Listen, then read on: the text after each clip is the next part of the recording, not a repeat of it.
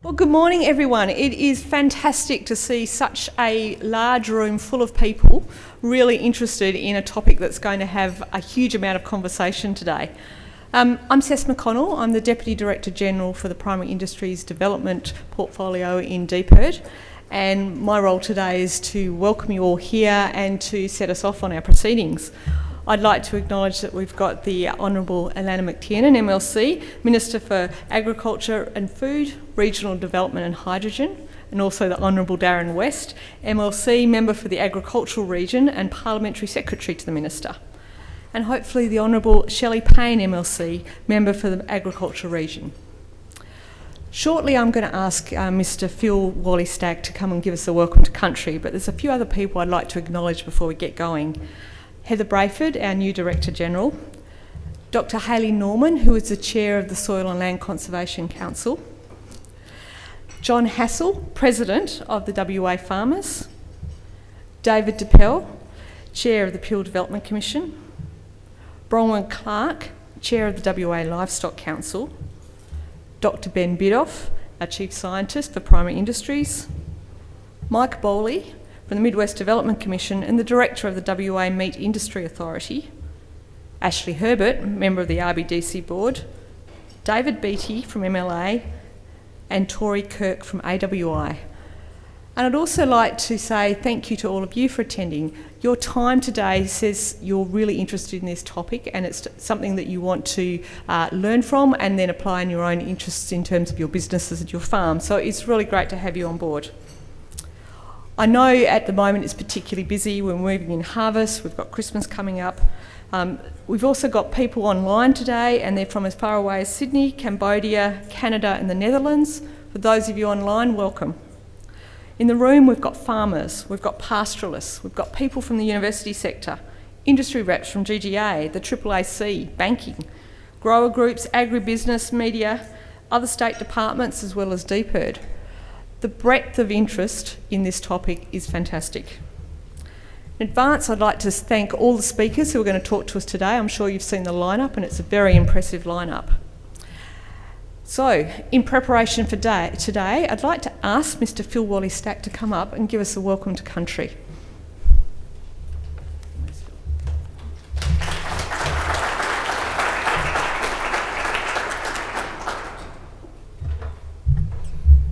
You mob didn't know whether to clap or cheer or whatever, eh? You're just half-hearted. That's all right, you'll wake up by 10 o'clock. I'd like to acknowledge Honourable Alannah MacTiernan and also Darren. Take another photo, that's good, bro. Oh, not gone. That's northern for you, see, we country boys.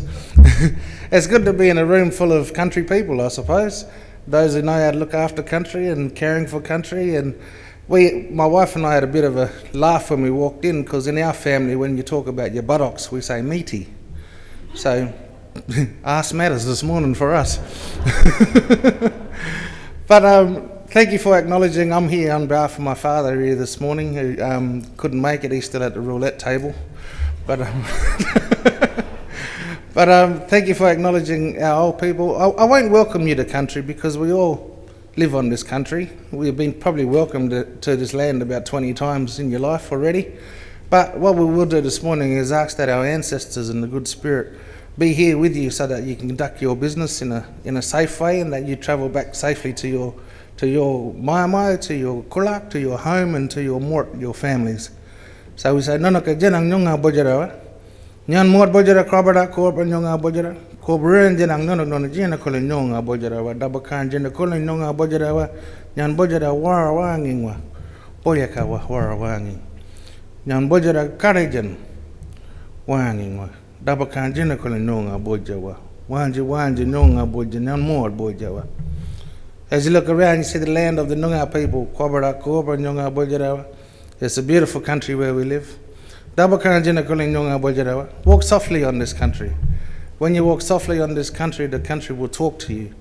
When you get that feeling of a safe place to go and you get that feeling of a place where not to go, when those shivers come through your body, that's our old people and the good spirits telling you don't go there. Understand that. Walk with the land. The good spirit look over you when you sit here today and conduct your business. We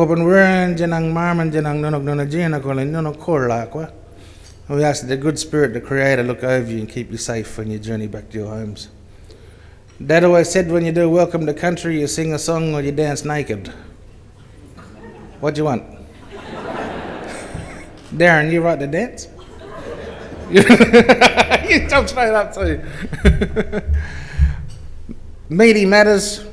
Whenever our people, when we kill an animal to feed our family, like the kangaroo, we'd always thank that kangaroo, and we'll always pick out which one to kill. There's certain kangaroos that you keep so that they keep generating new babies coming through. So we always thank that animal for sacrificing their life to feed us. Just the same way that you see in a lot of religions, when you bless your food, you thank the food to make you strong and healthy. Our people been... I'm trying to concentrate. So we always thank that food to bless our body, make us strong and healthy. So we learn the songs and we learn the dances of our animals and our country, so that we are connected with that one. We are one. Our totems come through. There are people who speak for each animal in our culture. So the Yonga, I could sing many songs, but the one this morning is the Yonga. Yonga nyarling nunga bujara gorban nyarling nunga bujara Yonga nyarling nunga bujara gorban bujara Yonga nyarling nunga bujara dabakan jinagulang Yonga nyarling nunga bujara. Sing along if you know the words. Yonga nyarling nunga bujara gorban nyarling nunga bujara dabakan jinagulang Yonga bujara dabakan jinagulang Yonga bujara gorban jinang dabakan jinagulang nono kulakwa. Take it easy when you journey back to your home, so you sit down and have a meal with your friends and family. Borda Janang, thank you.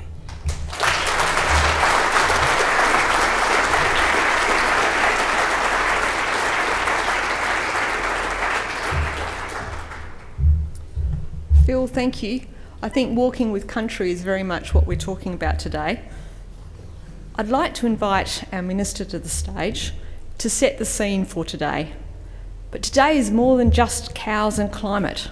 It's sustainable agriculture, and it's a sustainable agricultural sector and a sustainable industry sector. And these are parts of the solution to climate change. The livestock industry is one that our Minister has consistently and passionately talked about, supported, and I'd like to acknowledge your tireless advocacy, Minister, in the time you've been our Minister in this topic. Your enthusiasm you've had for our producers, our pastoralists, our researchers and our department over the last 6 years has been phenomenal. So would you like to come to the stage, please?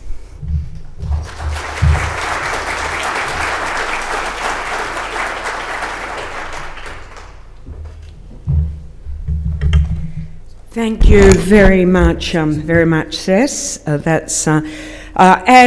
Phil, can I just thank you for the most gorgeously appropriate welcome to Nyunga country, telling us the value of walking softly on the land and working with the land. And I just think this is really the message of what we want to talk about here today, is really understanding how we can work with the land and walk softly on it and create fabulous nutrition and value for our community. I won't go through all of the acknowledgements. I, of course, do give a shout out to my pal, Secretary Darren West, and also another Shelley Payne here from a colleague from the Ag region. But you're all incredibly important here today, and I guess this is my swan song, because as of tomorrow I will be stepping down from my position, but to be able to go out with this really, really important conference when we talk about the essence of farming, and in particular particular, the value and the need for us to keep livestock in a sustainable farming system. For us, the importance for us to really understand how this whole thing works, how farming fits within a climate cycle, what it is that we need to do to produce nutritious food. Now, I better get on to my speech here and go through this stuff, because it's the slide's not quite the same. Right, there we go. Okay, so obviously, number one, we all absolutely care and understand about what is happening with the climate, with global warming, with carbon pollution, and we all understand that this is not something that can be kicked into the long grass, that the time for action is now. And you can see governments across Australia and around the world are doing just that, really setting and legislating targets. But we are deeply concerned in this debate that there is some very simplistic analysis gaining currency that I think will lead us away from sustainable agriculture, and at the same time actually reduce our capacity to solve the emissions and sequestration balance. So, this is really something that I feel that we must get out there and properly understand and properly proselytise. And, quite frankly, impossible meat could actually make healing our biosphere impossible. So rather than produce the impossible, we want to explore the entirely possible notion of carbon negative stakes. So what we need to do is to unpack this problem of why it is that that we are seeing such a negative story emerging on a number of different fronts about livestock production. So we've got a wonderful array of speakers today. We're going to really be understanding. Our first speakers will really talk to us about the health of animals and plants in our farming system and how this is affecting our biology. And we have a number of speakers, but we particularly welcome David Montgomery and Anne Bilke, who are going to talk to us. And I believe Brad from the CSIRO will also be talking in that direction. We're going to be looking at how animals actually can supercharge the intensity of vegetation and stores of carbon and restore fertility to degraded agricultural and pastoral lands. And we're going to see some very compelling research from Terry McCosker on this. And we're going to understand how we can reduce methane emissions from livestock without compromising their capacity to provide us with the complex nutrition we need. And we will learn about the international movements that are emerging, where like-minded people are thinking along the same lines. And we will also hear a little about the emerging consumer and market aspirations. So we go through, as we often say, ruminant, these, our friends, the cattle, the sheep, the goats, have really over the last few decades been vilified as the problem children when we talk about global warming.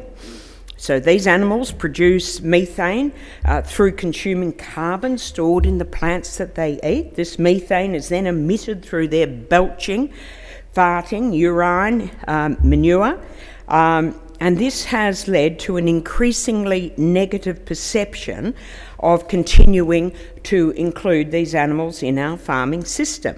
And we see more and more people campaigning globally for people to reduce their meat consumption in a bid to drive down demand and production and therefore emissions. And it has become something very virtuous to abandon livestock products to save the climate.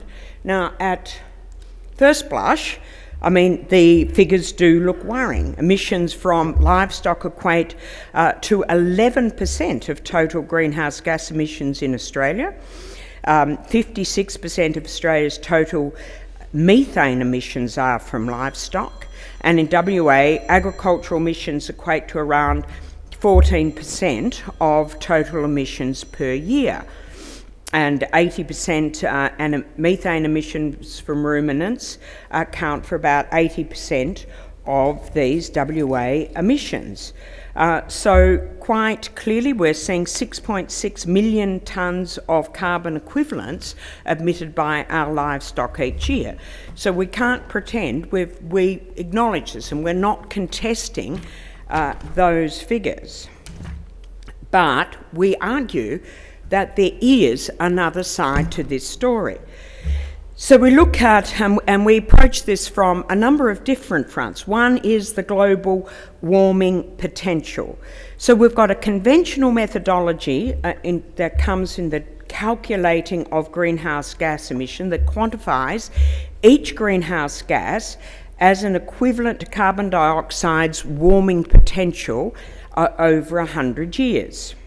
And this is called GWP 100. And many argue that because methane has much higher global warming potential compared to carbon dioxide, these methane emissions have a much greater, higher warming effect on climate. And you can see that through those the values that are subscribed there for methane.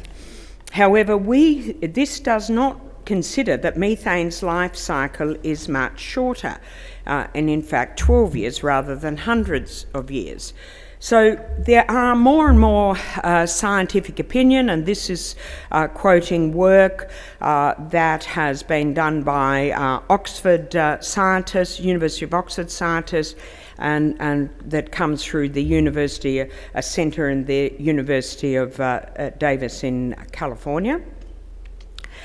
So here we see a different approach. They argue that the GWP 100 standardisation really doesn't properly reflect that shorter life cycle. So they have developed another standard which is called GW, Global Warming Potential Star. And they argue that when you calculate, when you bring in that lifespan difference with methane, you get a very different chart. And if you look there on the dotted line, that is global warming potential. You see the high one, which is the calculations on methane using the traditional global warming GWP 100. But when you use the GWP star, which we argue is the more complex measurement, you can see that there's a very different story to be told about this impact of methane. So that's one part of our story. Are we really properly measuring that component? So. But we also think that there is another aspect, and that is the difference between a linear production and the cyclical. So with fossil fuels, there are things that are dug up that aren't in the atmosphere, they're dug up and burnt and add to the overall levels of carbon dioxide. But we say that the methane that is coming from our livestock is different. It's a flow gas, and this is part of a cycle, so that if methane emissions are kept at a constant through constant herd numbers, for example, then one molecule in effect replaces a previously emitted molecule that has been broken down and reabsorbed. And we call this, of course, the biogenic methane cycle. So, not a new concept, but it is very, very different from the concept of digging up coal and burning it in a coal-fired power station. So the carbon dioxide is captured by the plants through photosynthesis, stored as cellulose, and then sequestered into the soil as soil organic matter and carbon, and the carbon contained in the plants is eaten. So it's pretty obvious that this is a cycle and can be sustainable.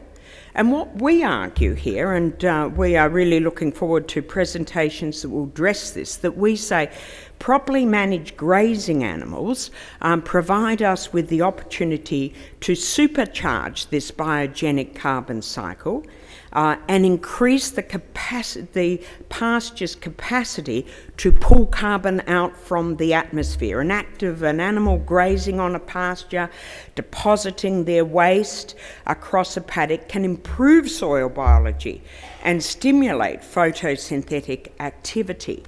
This promotes the absorption of carbon from the atmosphere and the storage of it in plants, and very importantly, the storage of it in soil. And so that by managing the intensity and frequency of grazing pastures, this can become a stable source of sequestered carbon.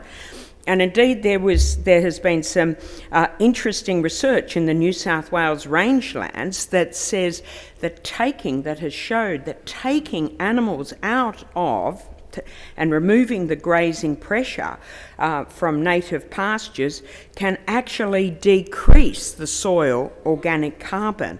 And I think this is an area that Terry McCosker will be examining further. So taking the animals out of the system actually can reduce the intensity of vegetation and the intensity of the soil carbon. And the potential for agricultural soils, even in low rainfall areas, to absorb and hold far greater amounts of atmospheric carbon change can be a game changer. And I think we see in WA, generally we have low soil organic carbon by global standards, and in the dryland agricultural soils it can be as low as 0.7% going up to 4%. And there is and has been a strong conventional wisdom that you can't make sustainable increments in this. This is not achievable. Now, we believe that we are seeing more and more evidence that we can increase this with the right farming systems, and that these systems fundamentally involve animals building soil biology, as that is essential for substantial sustainable increases in soil carbon sequestration. So every tonne of soil carbon that we can produce equals 3.67 tonnes of atmospheric carbon. So you can see the incredible potential that is there if we can start building that soil carbon. And indeed, many of you would have heard me refer to the fact that in the Paris climate initiatives, there was a move, the 4 for 1,000. It's a movement that emphasises that a 0.4% annual increase in global soil, in agricultural soils globally, could absorb around 25% of human generated produced carbon emissions. So agricultural soils have enormous potential to become part of the solution. So, but then on the other side, so if that's the case, do we have to worry about the methane emissions for animals, or just keep talking about the methane cycle and its potential? And I think it's important for us to address both sides of this story. So one is really understanding how those animals actually can help us sequester carbon and get carbon in.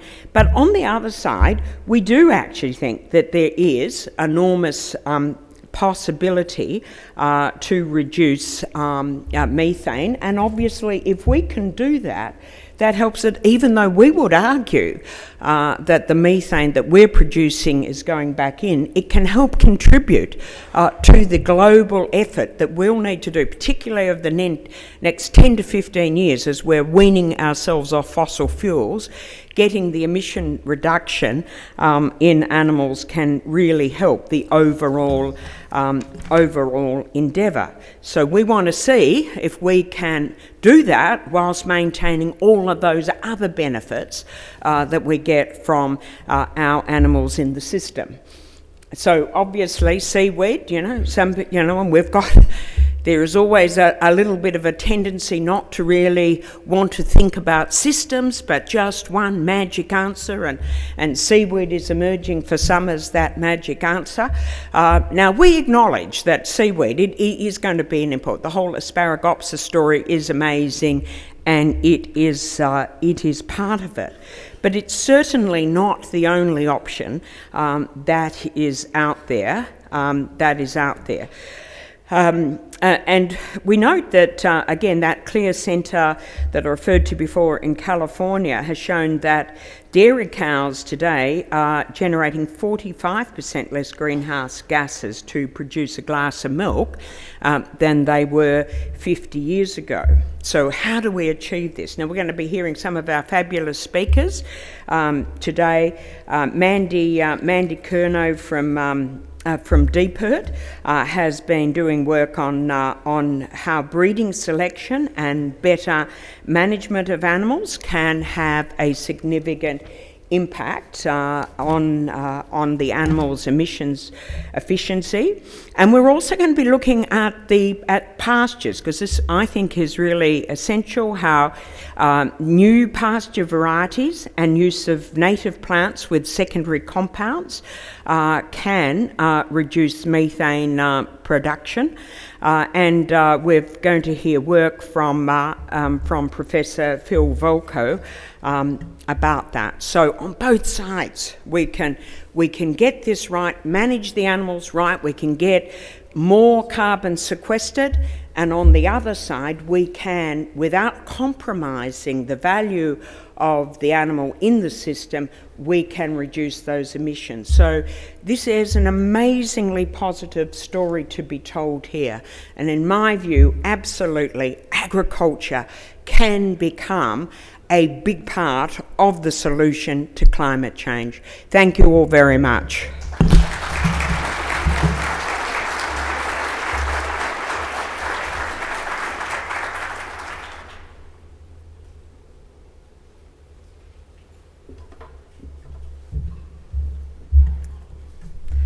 Thank you, Minister. I think you've set the scene very much and laid out for us that we want to be talking about animals, their roles and the positive impact they can make on our systems, both from a carbon sequestration point of view and a production point of view. So, into exploring those possibilities, I'd like to introduce our next two speakers. First is Professor David Montgomery from the Earth and Space Sciences Division of the University of Washington in Seattle, and his colleague Anne Bickley, who is an author and a biologist. And they're both going to be presenting to us online from Seattle, so we're a truly international day today. David is a geomorphologist who looks at the processes of shaping the Earth's surface and how they affect our ecological systems, including our human societies. And in addition to his academic work, he's written several popular books, 3 of which have won the Washington State Book Award.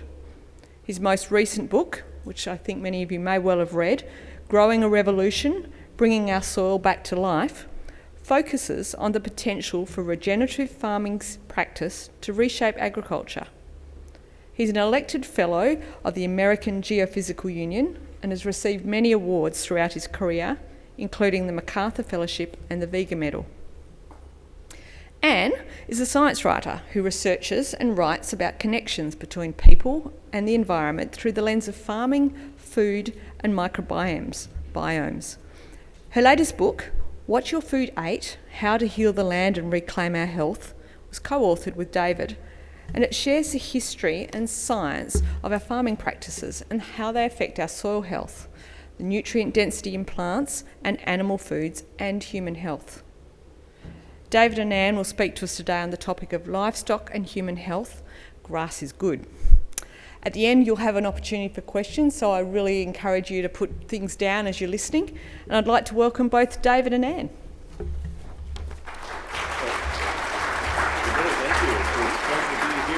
On the other side of the world talking to you today. The only downside is that we're not in Perth, so hopefully someday we'll make it out that way and be able to meet some of you in person. We very much appreciate the opportunity to talk today about the work that we've been doing, and in particular on What's Your Food Aid, our new book. So I'm going to go to sharing screen, but how we're going to do this talk is that I will do the first half of it, and then I'll hand off to Anne for doing the second half of it. But we're exploring the connections between soil health and human health. That's the real theme that we tried to integrate in What's Your Food Aid, looking at how we can heal the land and reclaim our health through the way that we treat land in our agricultural lands. So we'll go through a bit of the overview of the story in this book today. There's a few backstory books we can recommend you as well on this, but where we have come with our thinking along this on this topic. Oop, let me share our screen. Go back to this. Where we've come with our thinking on this is really connecting soil health and human health. But I will share the story, given the focus of this particular conference, initially about the perception that you see all too often, and particularly in the popular media, in sort of looking at cows versus the planet as a theme, and as the minister was talking about, that we see all too often in agriculture. And I will admit that when I did some of my PhD work, the work was focused on gully erosion in California, and I was able to look at the role of livestock and overgrazing in the 19th century on causing the gullies north of San Francisco, if anyone has ever been in the Marin Headlands. And so I came into thinking about the role of animals in agriculture as a potentially destructive one. I've come completely around the other way after visiting regenerative farmers and grazers around the world, like this image from Gabe Brown's farm in North Dakota, where I've met farmers who are using cows as a tool for landscape restoration, rebuilding the carbon content of their soils, rebuilding the fertility of their land, and using them to heal the land. And it all comes down to essentially how the livestock is managed. And I've gotten a lot of respect for the ideas behind intensive rotational grazing, the idea of changing and modulating the frequency and intensity of grazing practices, so to more closely emulate, at least here in North America, the pattern that the buffalo were grazing on the plains. I imagine it would be somewhat different in Australia. But the idea that we can emulate natural processes to try and rebuild the health of the soil through using adaptive livestock management is one that really is an interesting idea in terms of not only what it can do for increasing the carbon content of our soils, contributing to the climate problems, but also how that can contribute to rebuilding soil health and how that ripples up into the health of our prairies and our livestock forages, also our cropping systems, and ultimately how that ripples up into human health. So we're going to share a little bit about some of those connections along the way.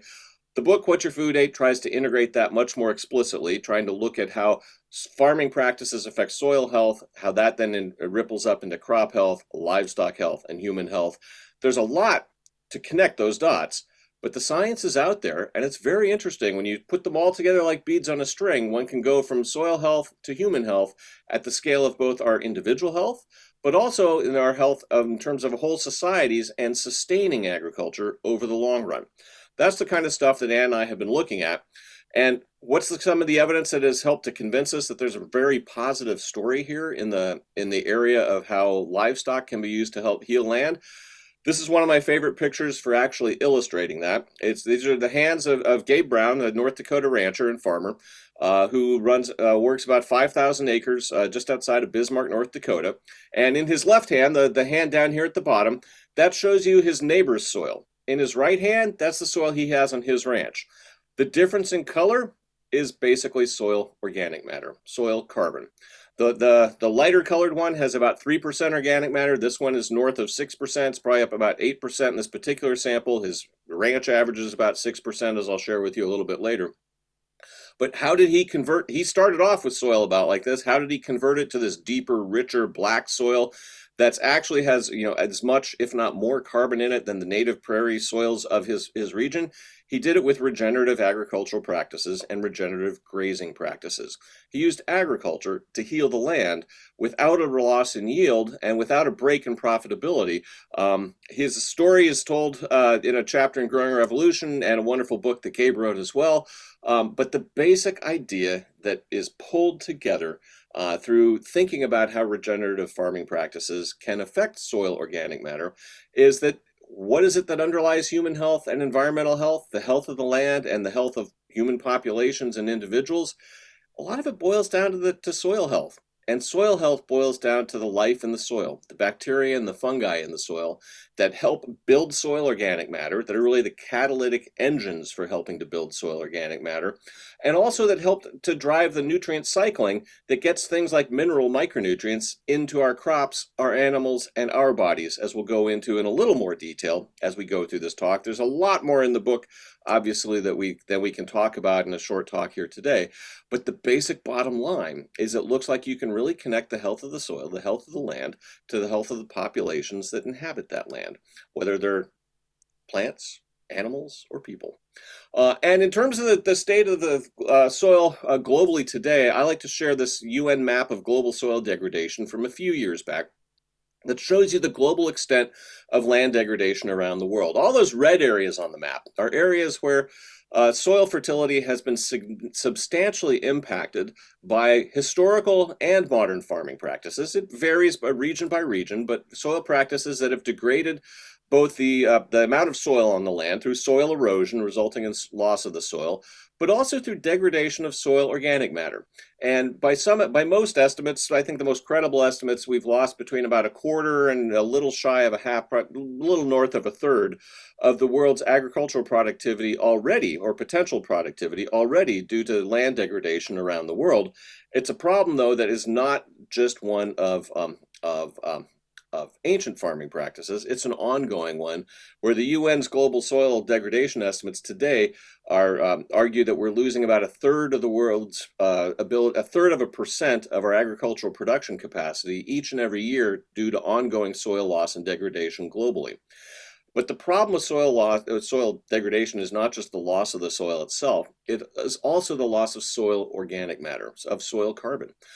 This paper from the journal Sustainability back in 2015 concluded that across North America, the soil organic matter content, or the soil carbon content, because soil organic matter is roughly 40% carbon, that across North America, that level is about 50%, about half of what it is today as to what it was when our farmlands were first converted from grasslands or forests to the productive agricultural lands that we know today. In other words, here in North America, we've drawn down the batteries of our agricultural soils by about half with just a couple centuries of farming practices.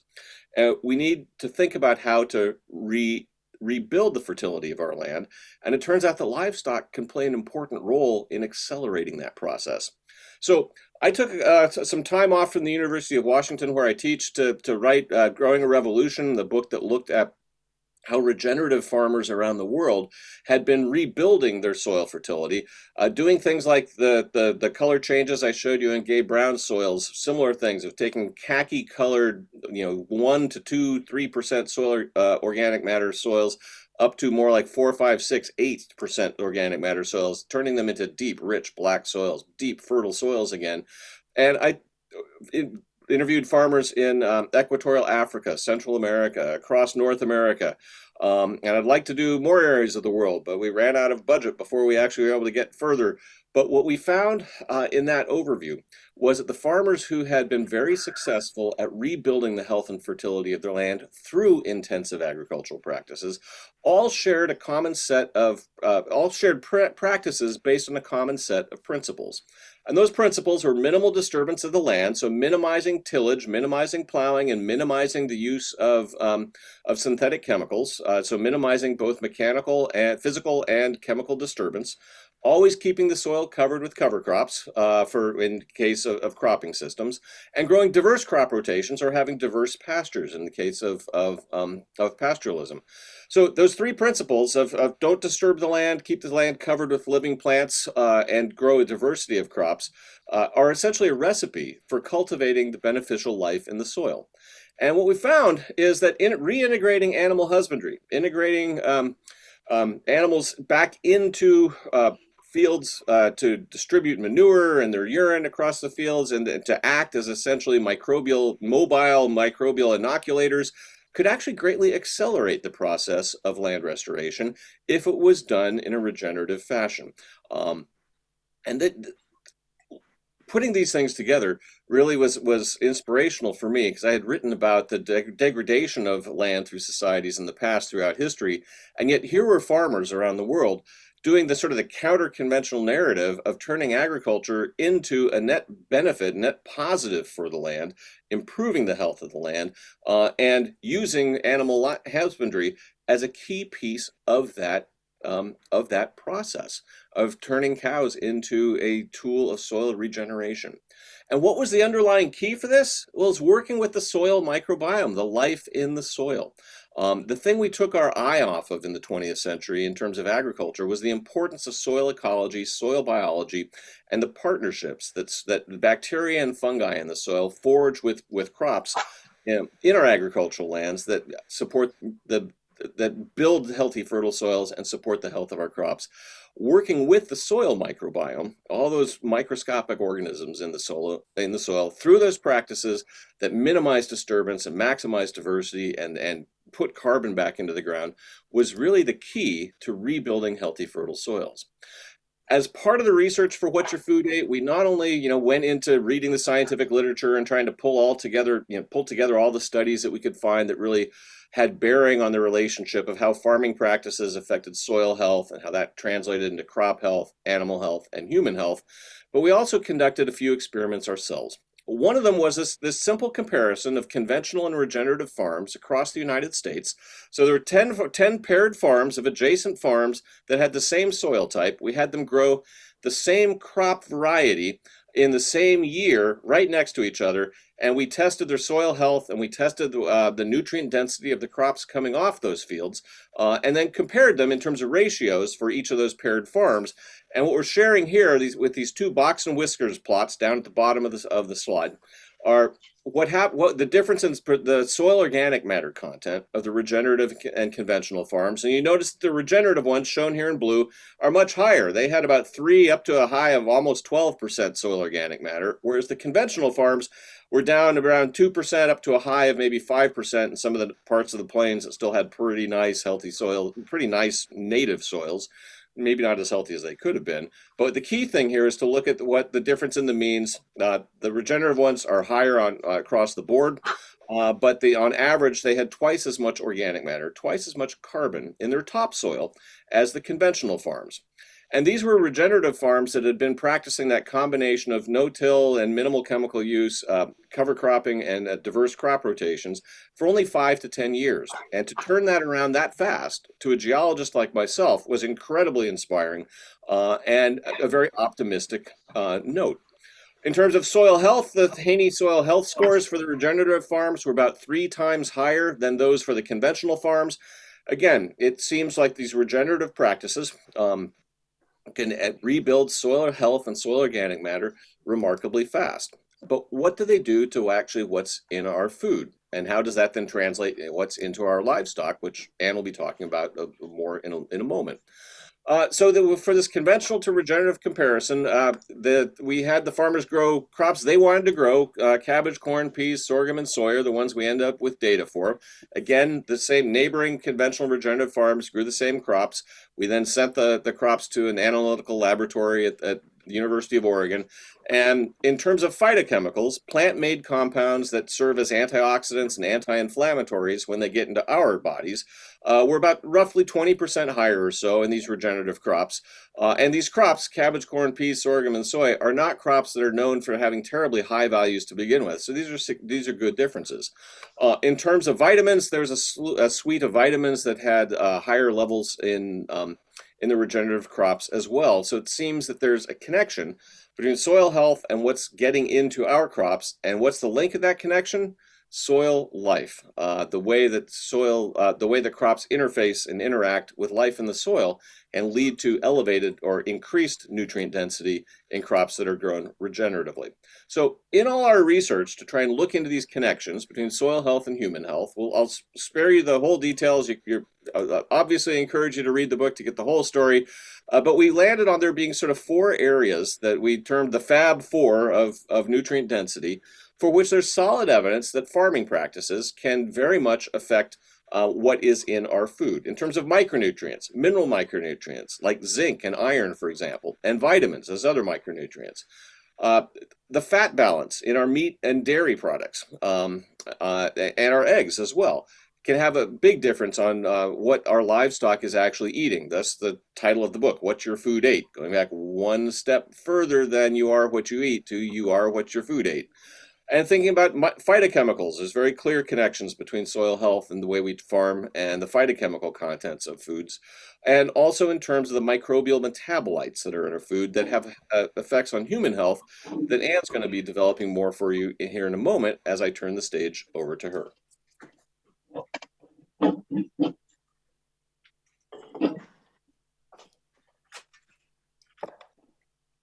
All righty. So here we go. Dave had mentioned microbiomes, and it is an absolutely fascinating area of just about any biology that you would care to take a look into.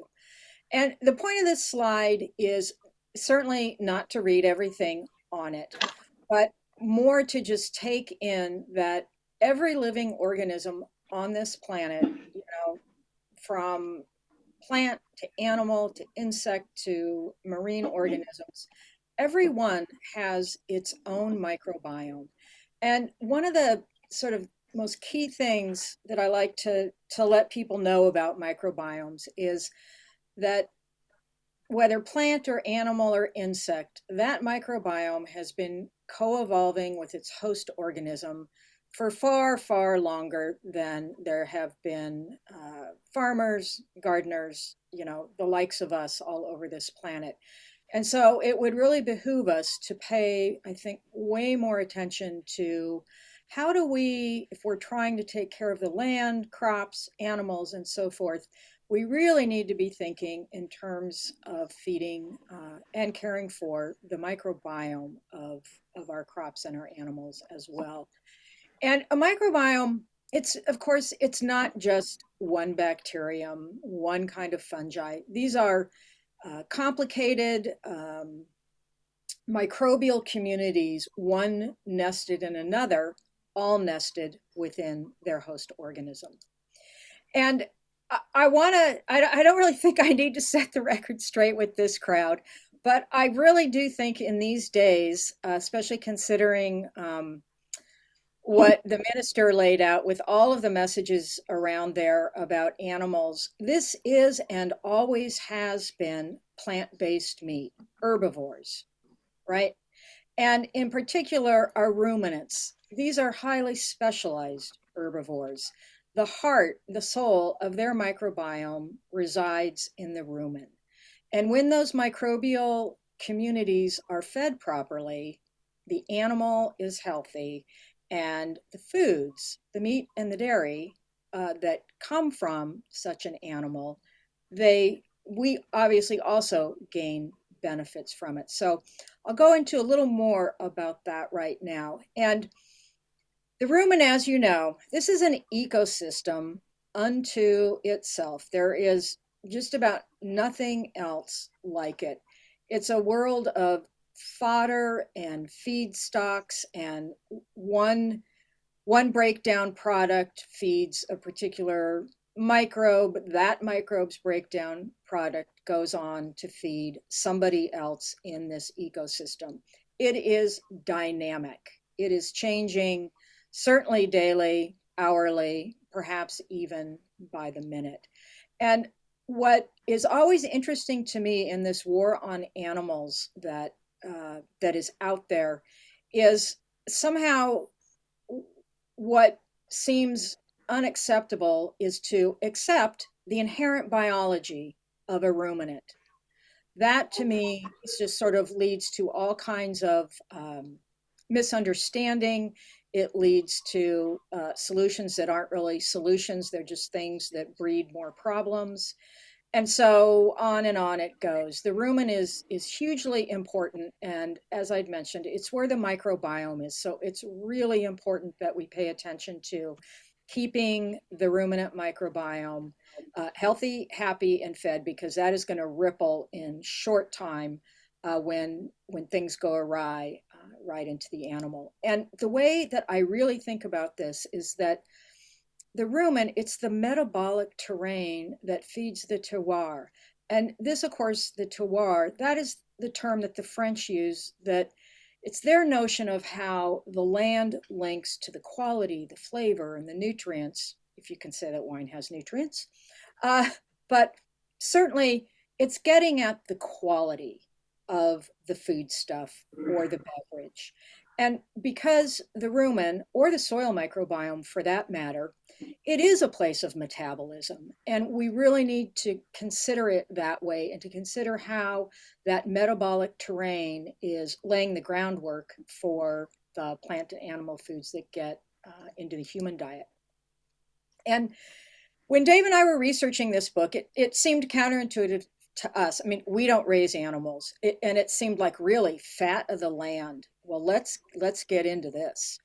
And most interesting was the fact that there are fats, particular kinds of fats, in the living and the leafy part of a plant. And these are, of course, the omega-3 fats.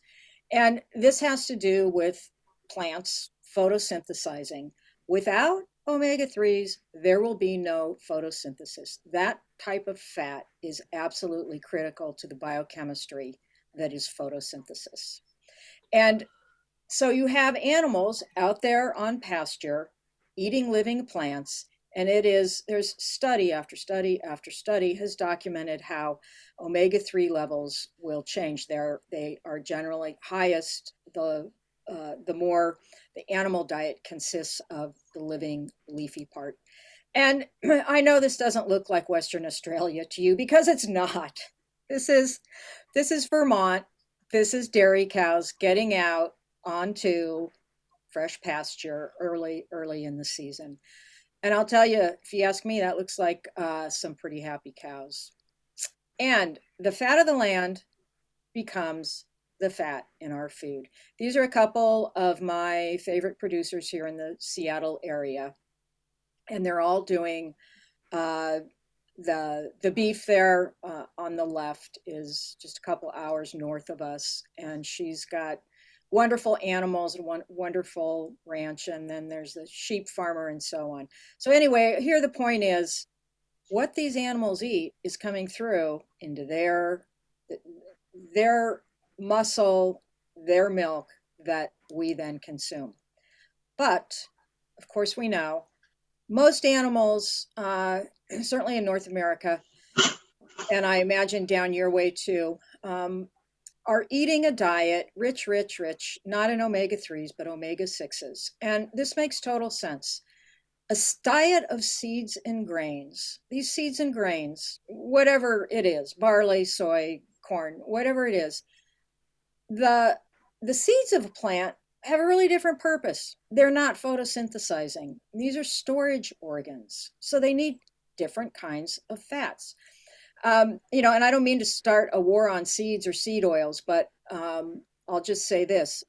A diet rich in omega-6 fats for animals, that ripples right on through to the meat and milk as well. And now you can grow an animal fast and large on an omega-6 rich diet. This stuff is but it's not always great for our health. Montgomery or whatever, UCLA University talking to.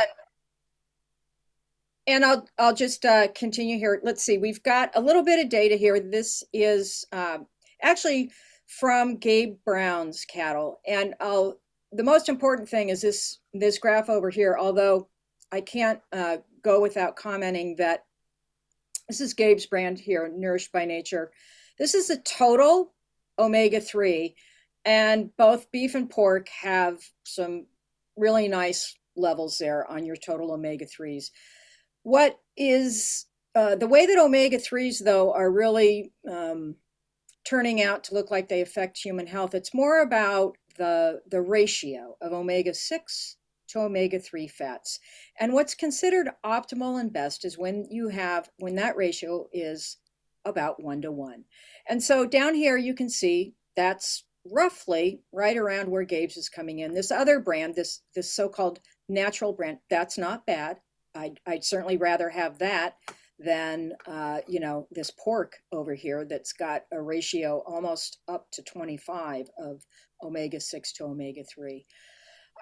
And likewise, the conventional beef, there was probably a fair amount of seeds in the animals that this beef came from, and so that is reflected in these ratios. And I will just also add that most wild game has an omega-6, omega-3 ratio of around 1-to-1. So this is direct evidence of how a diet rich in living plants, the part that photosynthesize, the parts that contain all these omega-3s, are rippling right on through into animal foods. All right, on to us, people. I want to set the stage just a little bit here before I continue with the omega-6, omega-3 story, because I think it'll make more sense to you about sort of the trajectory of human health and all of this. All right, this graph here on the left, this is just basically showing that in infectious diseases, all listed up here on the slide, plus more, they all began to really decline in human populations all over the world in the post-World War II years. And they're infectious diseases because there's some pathogen, a bacterium or a virus, at the root of all of these diseases. But you can control these pathogens through three basic things. Clean drinking water was a huge solution to a part of this problem. Vaccines played a role, and antibiotics played a role. So this was all good news if you're in the public health field or the medical community. Oddly, though, not long after these infectious diseases began declining, the chronic diseases, so these are those listed in the right-hand graph, these are diseases that really don't have a pathogen at their root. They are disorders and perturbations of the digestive tract, the neurological system, cognition, cardiovascular things. And this is not good news. And even though this data, it only goes up to the, early aughts, the trend has not changed for these things. It's still happening. And we talk about, the crisis that is climate change for our environment. I would say that these chronic disease rates are maybe that level of crisis for the human population, especially Western populations. And we know, at least in the United States, that 7 of 10 people have one or more chronic conditions that, pretty much once you get them, they're really, really hard to shake. And so this is a big concern because it's diminishing people's quality of life from, midlife, 40s, 50s, or 60s onward. And human longevity is such that we know we're living into our 80s or 90s. And so to have, the last couple or several decades of your life be affected by chronic diseases, it's hard. We can do better. It doesn't have to be this way. And so I'm going to bring fats back into this because all of those chronic diseases that I had mentioned and more, they seem to have as a part of their onset some disordering of inflammation. And in these days of COVID, we have all learned a lot more about inflammation. And it's kind of ironic.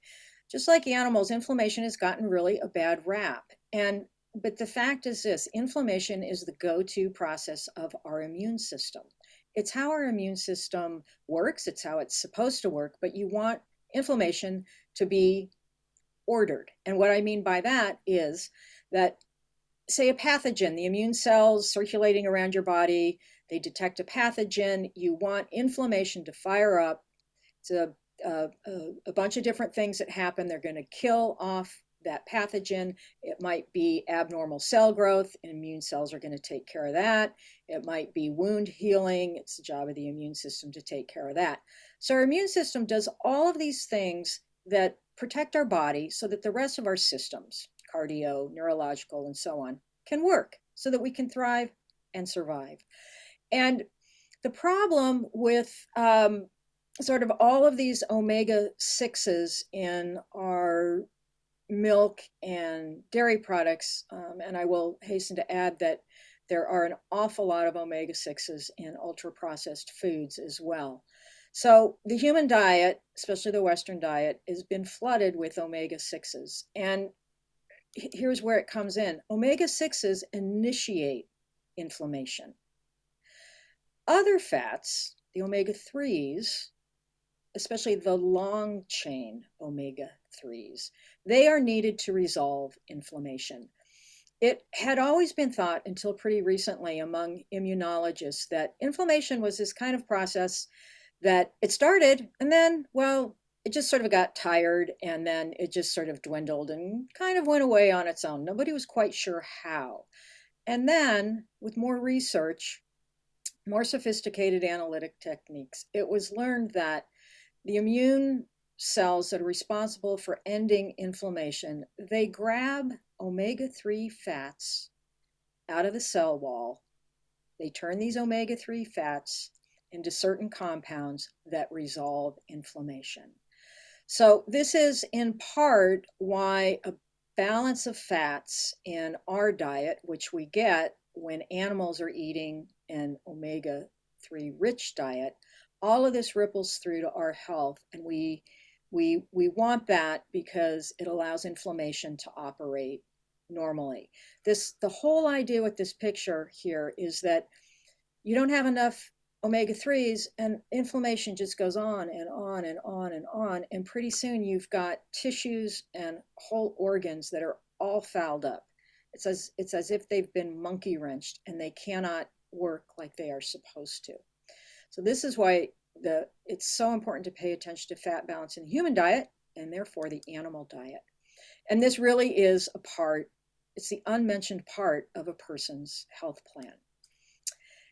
And I want to turn now to something else about animal foods and their diet. This is a paper that came out just real recently in 2021. I'm sure some of you out there must know of Fred Provenza. He was part of this research, and what this trio discovered in doing sort of a literature review out there was this. They took a look at around 22 studies, these 4 groups of phytochemicals, the carotenoids, the tocopherols, the polyphenols, and the terps. And they looked at pasture versus concentrate diet among these 22 studies, and the upshot was this. In those animals that had a pasture-based diet, phytochemical levels, different ones, were 2 to 20-fold higher in the meat and dairy from the animals that grazed. Okay, this tells us a number of things, but mostly this, the big upshot. It's not the cow, it's the how.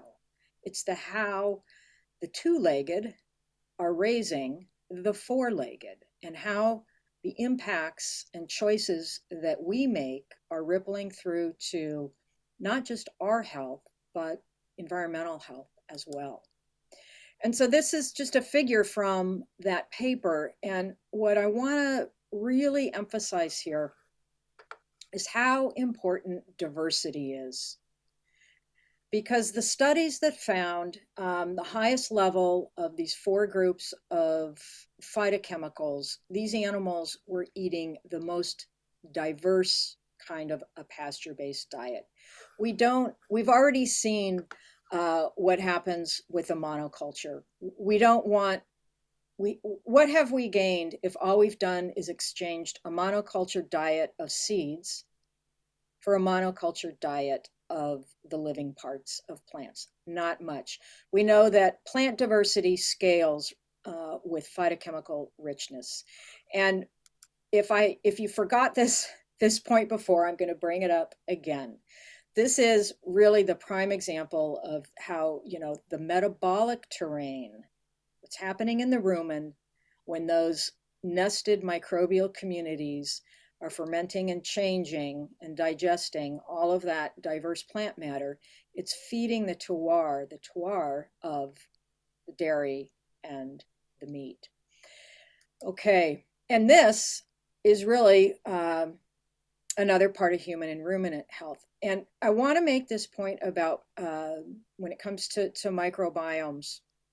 What we know about mammalian guts, people, ruminants, all the other mammals out there, plant foods, and I will hasten to add also animal foods, they contain different kinds of polyphenols. There's over 8,000 different kinds of polyphenols. Those are mostly coming out of the plant kingdom. But we eat them, they descend down to the very lower reaches of the human digestive tract. This is the large intestine or the colon. And this is where the lion's share of the human microbiome resides. It's not in the stomach. It's a really acidic, awful environment for the microbiome. They don't live there. They are all the way down, like I said, in the colon. And so a diet rich in whole plant foods, obviously I'm not saying exclusively in whole plant foods, but rich in whole plant foods, descends down to the colon. And interestingly, human biology, our genes do not contain all the enzymes needed to digest all of those whole plant foods. But guess who has the requisite genome? Our microbiome. So there they are, treating our colon as tranquil grazing pastures. I laugh every time I think about this because it's true, it's wonderful, and there it is right in our bottoms. So what's happening in those tranquil grazing pastures is this. All of these microbes are transforming polyphenols and fiber, for that matter, into other compounds and molecules, a vast array that we don't even know completely what all of them are. Butyrate, for example, is one. That's a short chain fatty acid that does all kinds of anti-inflammatory things in our body. Serotonin, that's a compound that affects our mood, whether we're happy, whether we're sad, how we're feeling. Those are just, two of the thousands of microbial metabolites. And others have all of these outcomes and effects in our bodies. And again, I would hasten to add, also in ruminants, anti-cancer, controlling our blood sugar, controlling inflammation, how the brain's working, how the heart's working. If you ask me, these are pretty important things. And I don't know why in the world we would not do everything that we can to suffuse the plant and animal foods in the human diet with phytochemicals. Our microbiome is like our inner pharmacists. There they are down there making all of these things that, frankly, you will never be able to buy in a jug, a pill bottle, or off the shelf. It's sort of, the active pharmacy right inside of our bodies. And I would sum up really the latest book this way, that what's good for the land and ruminants is good for us too. It's both complicated and simple. All right, I think we are happy to take some questions now.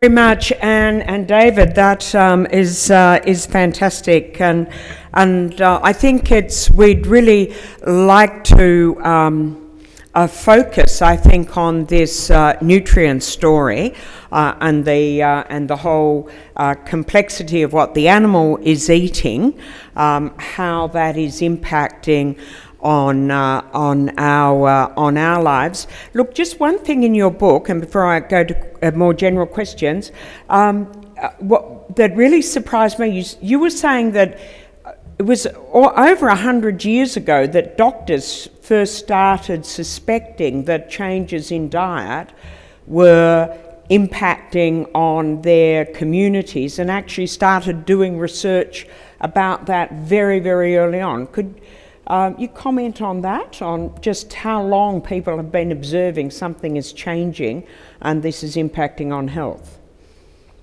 Yeah, in some of the early 20th century, the 1920s and 30s were some of the earliest studies done by physicians who had become concerned with the way that farming practices were changing and how that may be altering particularly the vitamin content of foods. That was sort of this first sort of leg into this thinking about nutrient density. And there were people who were doing experiments on rats and on sheep, and they even changed the diets of school children at boarding schools to try and see if it would impact the frequency with which they got colds. And it was very interesting. It was mostly focused on what the potential for the overuse of nitrogen fertilizers was doing to the nutritional quality of foods. And it was very closely aligned with people who were starting to think about food processing and whether turning whole grains into white flour was actually what that was stripping out of our diet. And there were people who started to put together the connections of thinking that, well, maybe the way that we're treating fungi in the soil, mycorrhizal fungi in particular, that help provision crops with mineral nutrients from the soil in exchange for sugars and other compounds that the plants will, in effect, feed to those fungi. They started to think about how that may affect how minerals get into the human diet. And micronutrient deficiencies in human populations. But what really wasn't understood until fairly recently, the last few decades, was the microbial ecology, about how it all works, and in particular about how the symbiotic relationships, the partnerships that form between soil life and the roots of plant systems, and how that ripples up into the mineral uptake by the plants and vitamin production and phytochemical production. So what we tried to do in What Your Food Ate is review some of those early ideas and thinking and experiments of people who had insights, but whose insights were kind of running ahead of where the science was at the time and the ability to actually study those issues, and then fill in the last 80 years worth of science to try and see, okay, well, how insightful were those early insights? And they've held up pretty well in terms of broad generalities. Of course, we know a lot more about the details and the connections. And how farming practices will impact the nutrient density of foods. But the concerns go back, literally to the dawn of the modern agricultural era. And to make a short story, by prioritizing yield over everything, we kind of lost sight of the nutrient density part of the component. And we think that we're at the point now where by refocusing on these more regenerative techniques, we can both maintain yields and better nourish human populations and move on from the challenge of feeding the world to the promise of nourishing the world. Excellent. Okay. So, over there, question. You. Yeah, David Petty from Melbourne University. I'll just take a little bit of issue with you on the grain versus grass. I get it, of course, it's highly documented about the omega-3 changes, so it's no problem. But in a harsh place like Western Australia, the two are very synergistic. So, like if you're a lamb eater, if you eat lamb 12 months of the year, bless your hearts, in this part of the world, your average omega-3 level will be called better than it's called a source of omega-3. It's a dietitian's term. Sure, at certain times of the year it's very high, other times of the year it's a little bit lower, but as an average across that time, and if we didn't have the synergy between grass and grain, we would probably grow half the number of sheep, at least slaughter sheep. So I just take issue with you about black and white in an agricultural system basis. Yeah, agreed. Good. Things are not black and white, and certainly maybe not so much an issue in Australia, but certainly here in North America, the further north you go, the colder it gets. There's not going to be animals out on pasture year round. So meaning again, we're looking at this balance of omega-6 to omega-3. Yeah, good point. Okay. Up here, yes? The back. Could you just introduce yourself first? Sure. David Martin from Willanby Farm up near Berendry. I guess I've got a question that goes to the other side of that. I was listening to a webinar last night where the Meat and Livestock Australia presenter made the point that grain lot-fed cattle have a lower emissions profile in terms of their carbon emissions from methane than pasture-fed. And the implication that flowed through from that was that, you know, if you want to get yourself to a carbon neutral product, you would be grain feeding or lot feeding. And it seemed to me that we're now heading into a real tension between the mathematics of emissions calculations versus the really, really important topic that you've covered in your book around the nutrient density in the soil, the human and the animal health that comes from pasture grazing. So I just wonder if you could comment on that tension between, you know, trying to get better soil health, better biodiversity on the one hand versus becoming a little too focused on the emissions profile of the meat.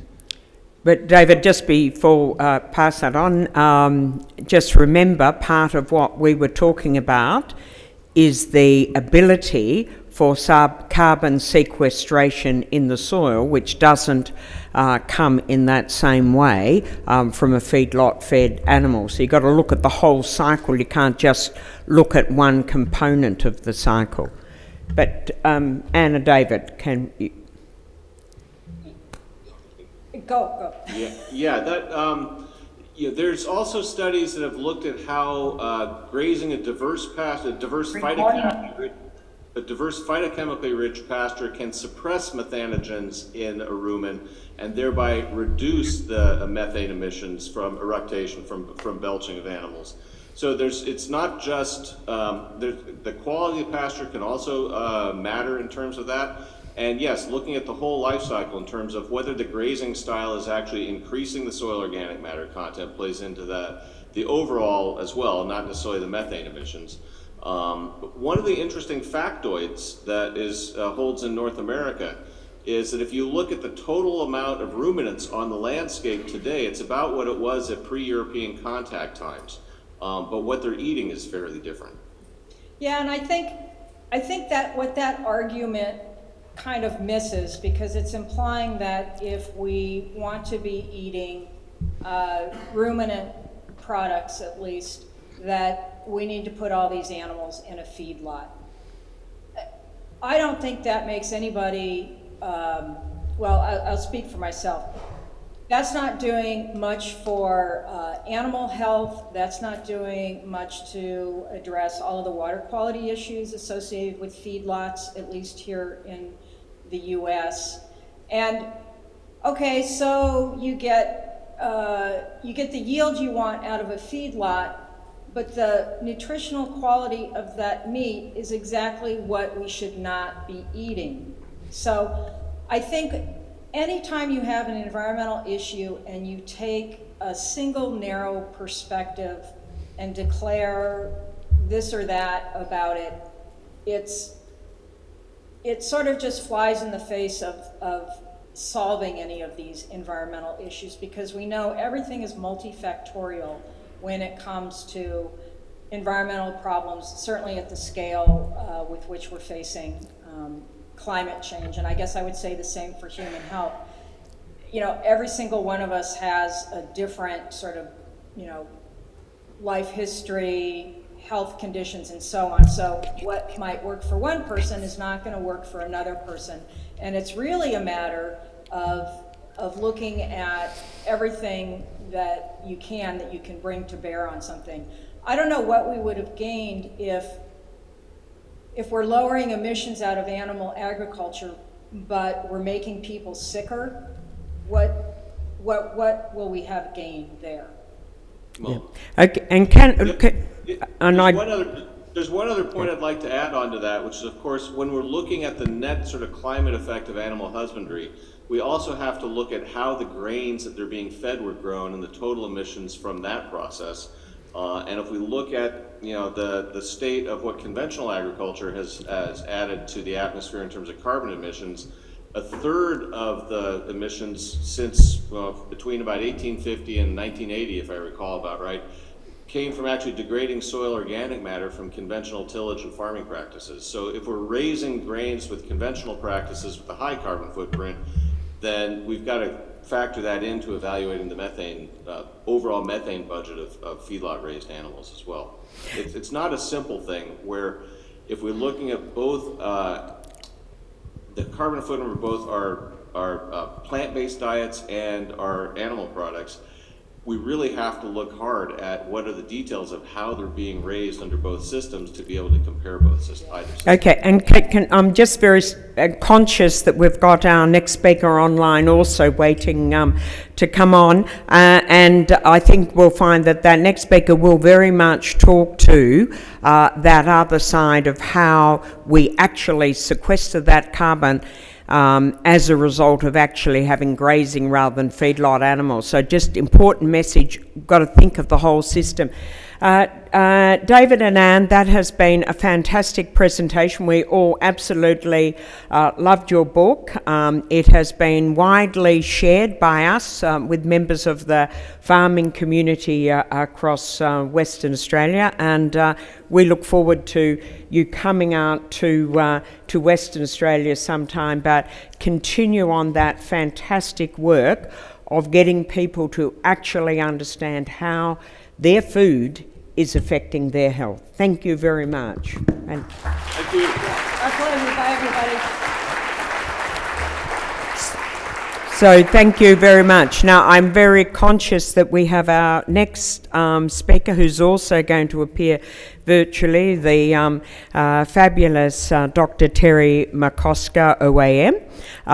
Terry will be well known to many people here, an absolute guru in sustainable pastures and in pastoral, in particularly natural pastures. Terry's published over 40 papers, made several major discoveries in the fields of bull fertility, ruminant nutrition and pasture ecology. He has co-founded the research consulting service over 35 years ago, where he set the benchmark for capacity building in rural and regional Australia. His very famous Grazing for Profit school has now had around 8,000 graduates, and it really has changed grazing, livestock and management nationally. So Terry is also one of the pioneers in carbon farming in Australia and has established the largest real-world soil carbon projects that are about to be credited. So with that, Terry, we welcome. Do we have Terry online?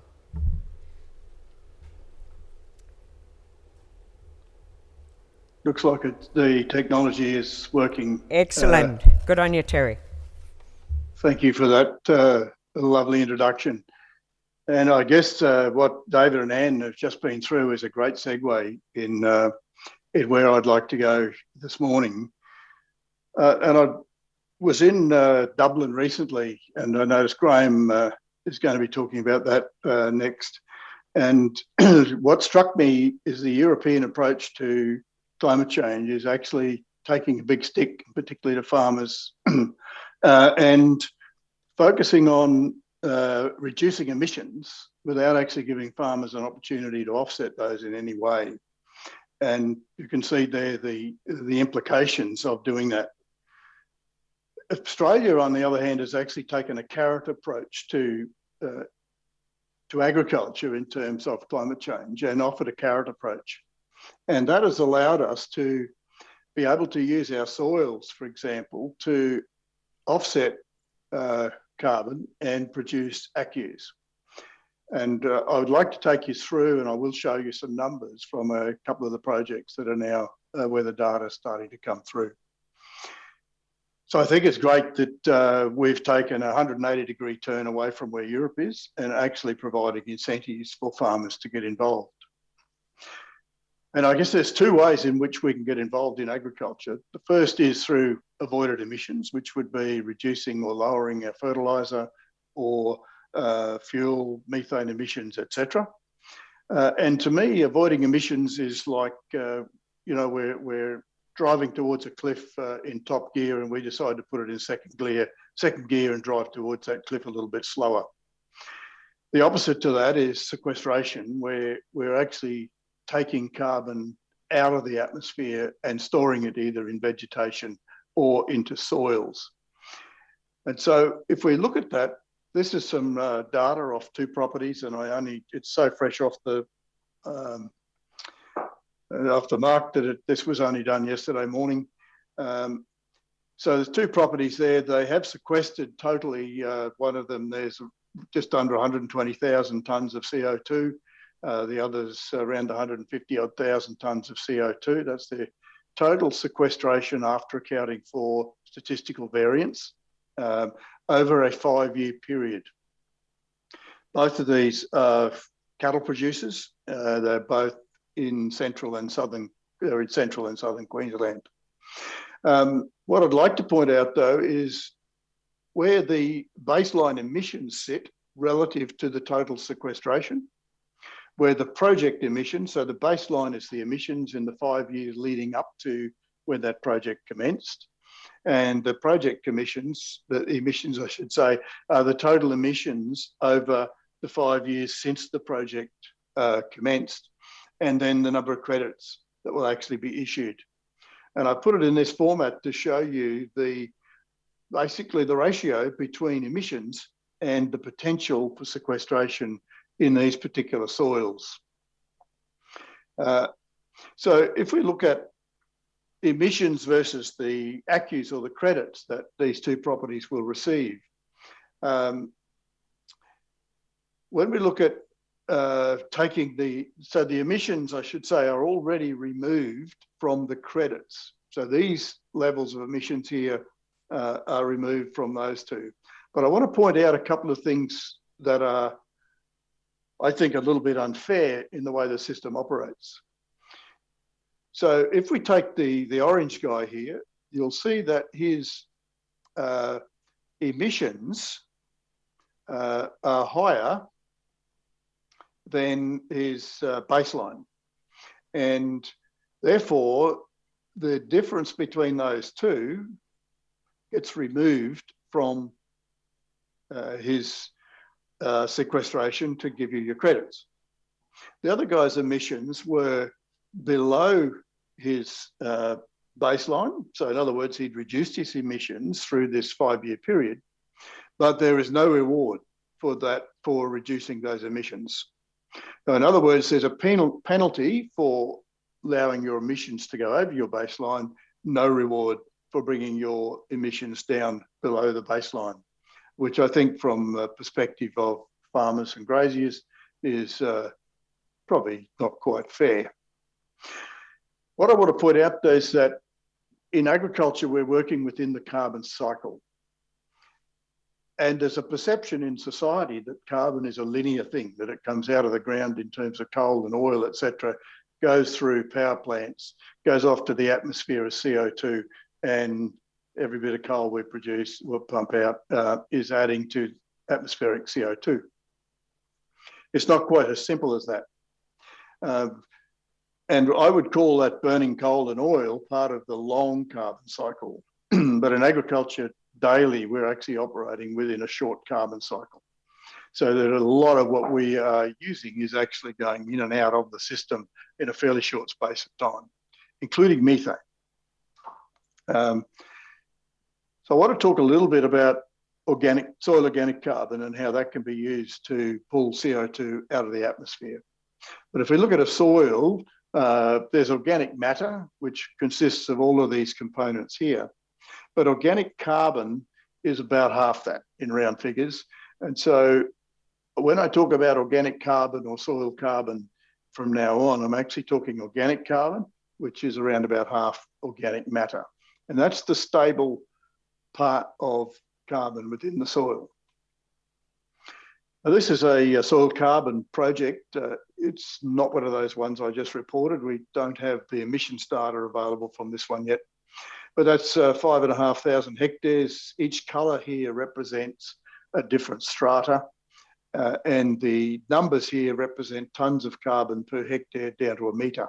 So in these, over on these light soils on western side of the property here, there's 40 to 41 tonnes of carbon per hectare in those soils.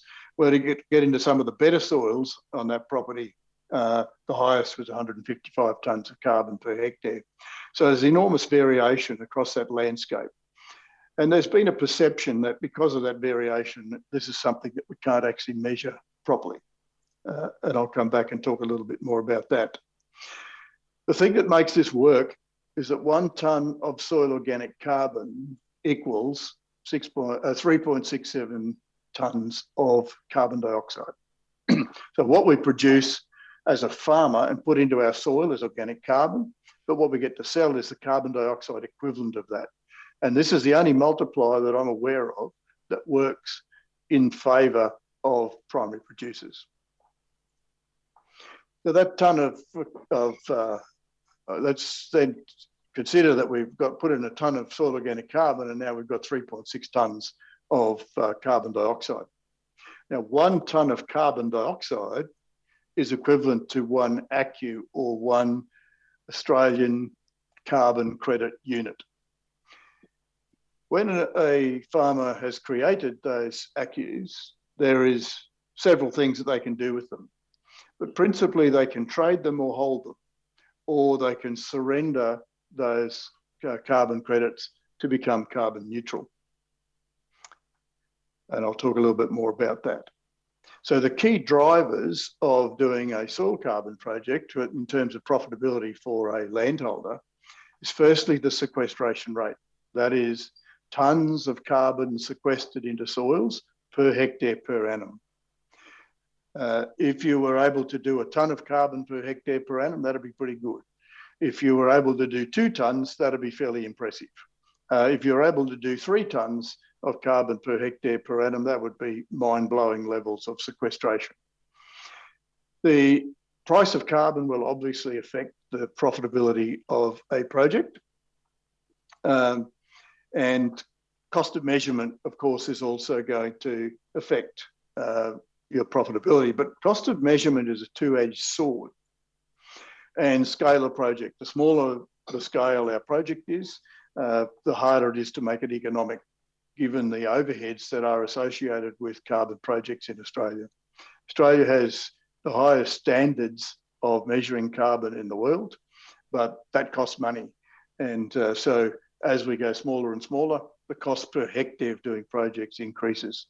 Now that can be offset with high sequestration rates or high prices for carbon. But what I'd like to do is dispel a myth. So here's 2 aggregators that are quoted on projects, and aggregator A is quoted $4,500 to go and sample the soils on this particular 1,600 hectare property. And the other aggregator is going to charge you $40,000 to do the same job. That's 2 samples, one at the beginning and another one at the end of 5 years. So there's a lot more samples taken by aggregator B. But the results are that if you went with the cheapest option, you would have no ACCUs, you'd have no carbon dioxide to sell. If you went with B, there's actually a $147,000 profit after paying all of those costs on the right-hand side. And the reason is that the discount is much, much lower when you get the sample intensity correct. And so what I call this is the sampling cost myth, and that there's been a myth built up over a long period of time now that it's too expensive to go and measure soil carbon properly. What the data shows is that the real cost in a soil carbon project is lack of accuracy. And so if we have high discounts, and particularly a discount close to 100% or above, then we'll virtually have nothing to trade. So we've got to overcome that variability that's in that landscape, and that costs a little bit of money, but at the end of the day, that actually gives you a much more profitable project. And the reason for that discounting is to do with the variability around low sample numbers. So when you've got low sample numbers, the discounts are very high. And as you increase the sample numbers going off to the right of that graph, the discount decreases as you overcome the variability in the landscape. And as you overcome the variability, the income from ACCUs increases, and then you reach a sweet spot where the income levels off and the costs start and the discounts start to level off as well. Just to give you an idea of what's possible in West Australia, this is a 22-year experiment on Tagasasti, measured down to 90 centimetres over, as I said, 22 years, 498 mil rainfall average over that period.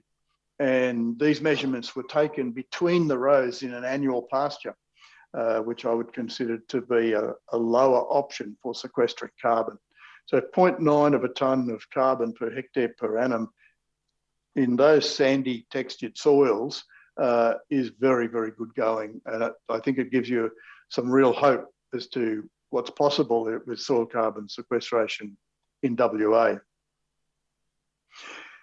Now, the data I showed you earlier is from 2 properties, but in the work we're doing at the moment, we've actually got 7 properties whose data is coming through the system at the moment that have been measured. So these were originally measured in 2016 under the methodologies that were available then and have been remeasured in late 2021.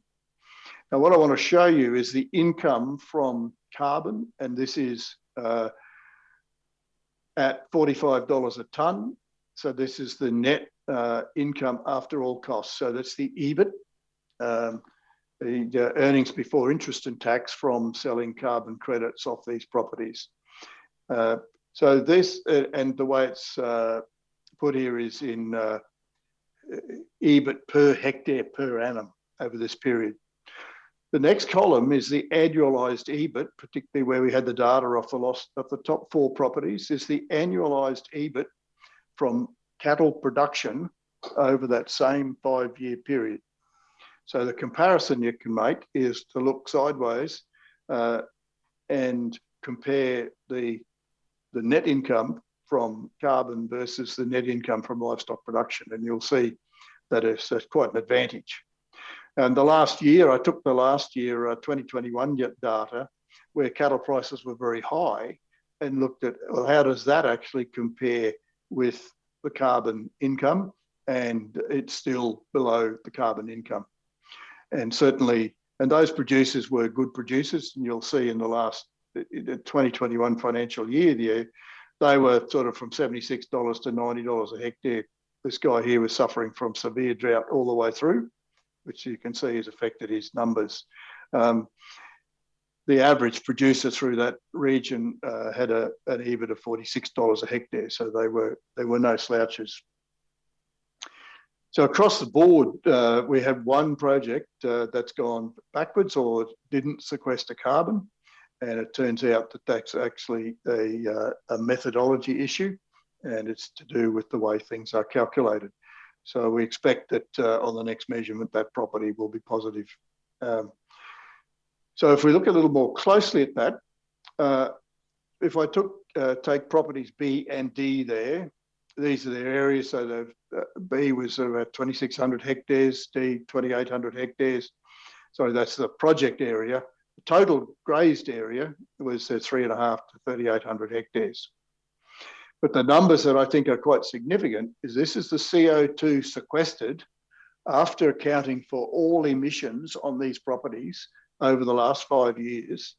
So these guys have sequestered, top one here, 258 kilograms of CO2 per kilogram of live weight produced, which translates into 137 kilograms of dressed weight.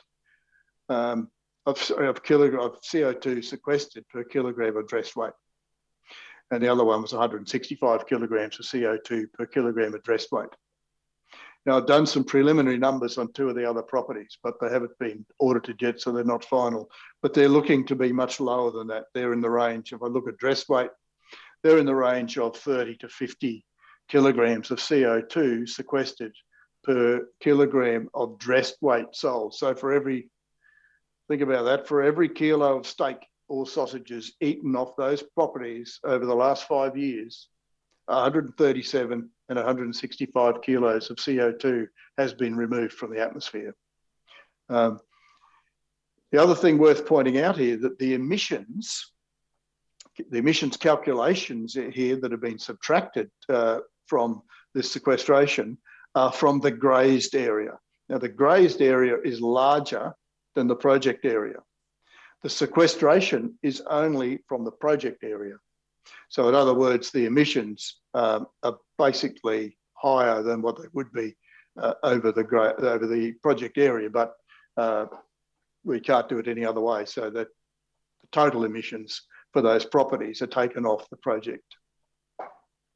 But I think that's pretty impressive sort of results for what's possible with livestock. The other thing worth noting, and I showed you earlier the total sequestration of these properties in CO2, and this is before emissions.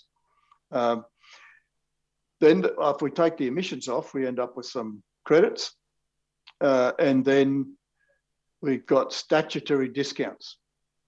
The statutory discounts actually amount to 45%. So that is, there's a 5% risk of reversal discount applied by the federal government. There's another 20% discount if you do a 25-year permanence period. And there's another 25% taken off because this is your first round of sampling. So all of that adds up to 45%. So the farmers are receiving 45% of that potential. So if we look at the process of getting this going, so obviously farmers and graziers have got to make a profit. So if we follow this through, the profit is a function of gross margin. Gross margin itself is a function of plant productivity. Now, whether you're in cropping or whether you're in grazing, your animal performance or your crop performance is still a function of plant productivity. Plant productivity is a function of plant available water and nutrients. Plant available water and nutrients is a function of cation exchange capacity, which itself is a function of soil organic carbon. Now, in your soils, particularly in West Australia, being very sandy based, the change that you could make to cation exchange capacity can really only be through soil organic carbon. If you have a heavy clay soil, well, then you've probably got a reasonable cation exchange capacity to start with. But you have very low cation exchange capacities that can be improved and influenced by soil organic carbon. Now, soil organic carbon itself is a function of biological activity. It cannot be created any other way other than via biology. Biological activity is a function of food, shelter, water, and air. Now, food, shelter, water, and air is a function of plant productivity, which is a function of plant available water and nutrients. So in other words, this is a cycle. And how effective we get at every part of that cycle will determine our profitability and will determine the amount of organic carbon that we can put into a soil. But it's not just a cycle, it's actually a spiral. So most of our ecosystems are either spiraling up in terms of ecosystem health and soil health, or spiraling down. So that cycle is either going to be driving that spiral up or driving that spiral down.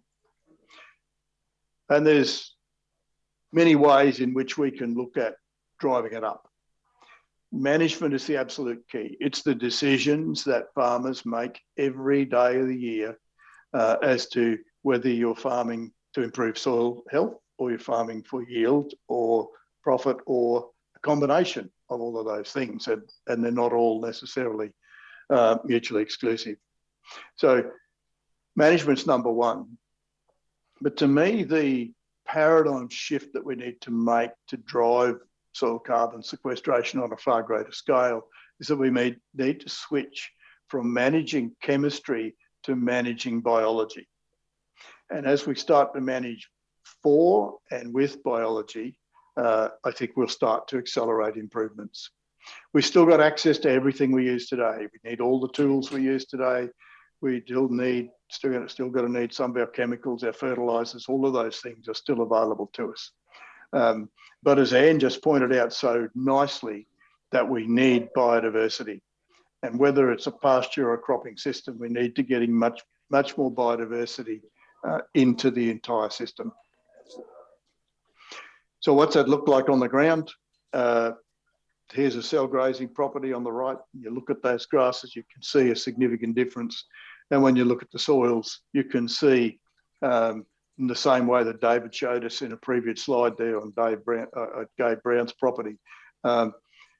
On the property on the right is sequestering 3 tonnes of carbon per hectare per annum compared to the one on the left, and hence the different colour of the soil.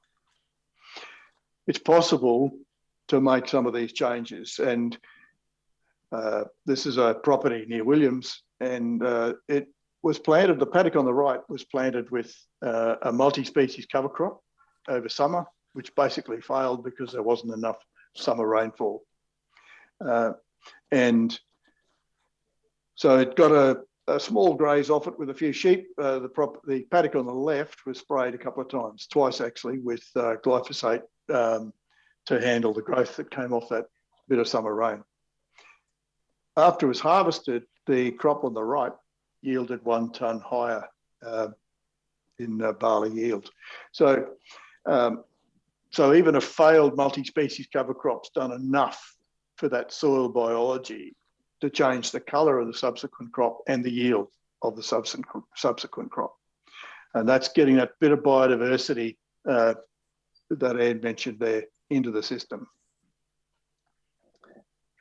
I'm not sure how I'm going for time. I might just check and see with you there, Minister, whether you'll be to pull up there for questions or go for just a few more minutes.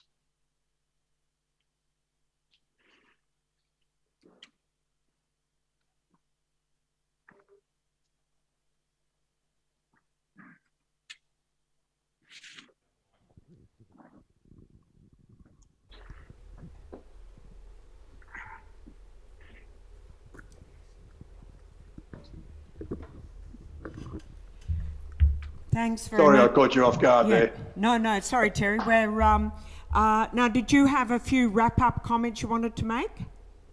I just had a few, but I thought that maybe if there was questions that they might be more important. Well, Terry, thank you very much for that. Look, I think that fundamental insight that you gave us, that you can actually be producing livestock product that is carbon negative, like that is incredibly important insight, and that potentially could really change the whole way livestock is perceived. Can you just comment a little bit on that, because this does show by growing meat we actually can be improving the landscape and helping deal with sequestering carbon. Yes, I think it's probably the first real life, large scale, whole farm scale data that is around to look at this whole issue. Quite frankly, the levels of sequestration of carbon per kilo of product has surprised me, much higher than we were expecting. Now, I don't think though that you can expect those sort of ratios everywhere. As intensity of production increases, so these were properties with generally lower productivity. They'd also been through 2 years of drought, and they also had pasture dieback, so their productivity was much lower than you would normally expect. And when you model this going down to southern Australia, for example, with more intensive grazing systems, that ratio is not as large as what I've shown there, but it's still possible. And I think that what I really wanted to try and demonstrate there is that the emission component of that whole property, when you look at it from a whole property perspective, is very small relative to the potential to sequester carbon. So what that means is that these guys can be carbon neutral and still have credits to sell and still have external income. Okay, so questions from the floor.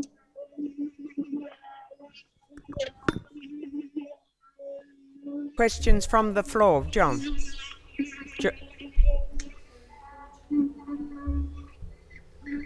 Terry, we'd like to see you if you can. Show us you. Whoops, sure. Put that up there. There we go. Is that on, John? Okay, have we got another microphone here and can try? Thanks.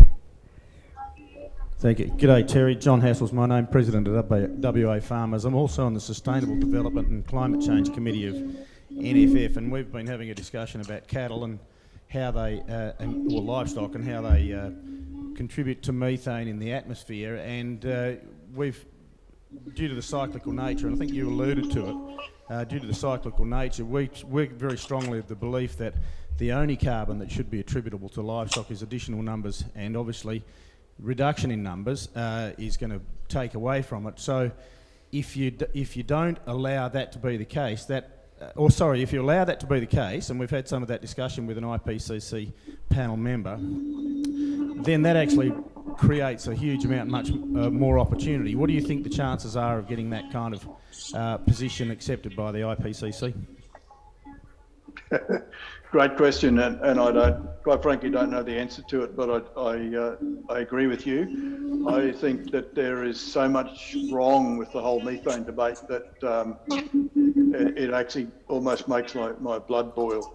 For example, if we took all the livestock out of Australia and all the ruminants away from the land that they currently graze, I don't believe that would change the methane or carbon dioxide emissions by very much at all, because those animals are cycling that material, and they're cycling some of it as CO2 and some of it as methane. That methane only lasts for about 10 years and is recycled again as CO2. So I think we've got to, the people have got to understand that we're within a cycle, and that methane and carbon dioxide is actually going to cycle anyway. So why we're adding methane to what was going to cycle in the first place is beyond my comprehension. So good luck, John. Well, yeah, I think we discussed that early on today, Terry, but one of the points was made was some research we referenced that in the southern rangelands, when they took animals out, they actually got less soil carbon. The soil carbon content went backwards, suggesting you need animals. That's your proposition? Absolutely. But I also want to echo what Anne said. It's not the cow, it's actually the how. And I think there's also been lots of damage done in the rangeland by livestock.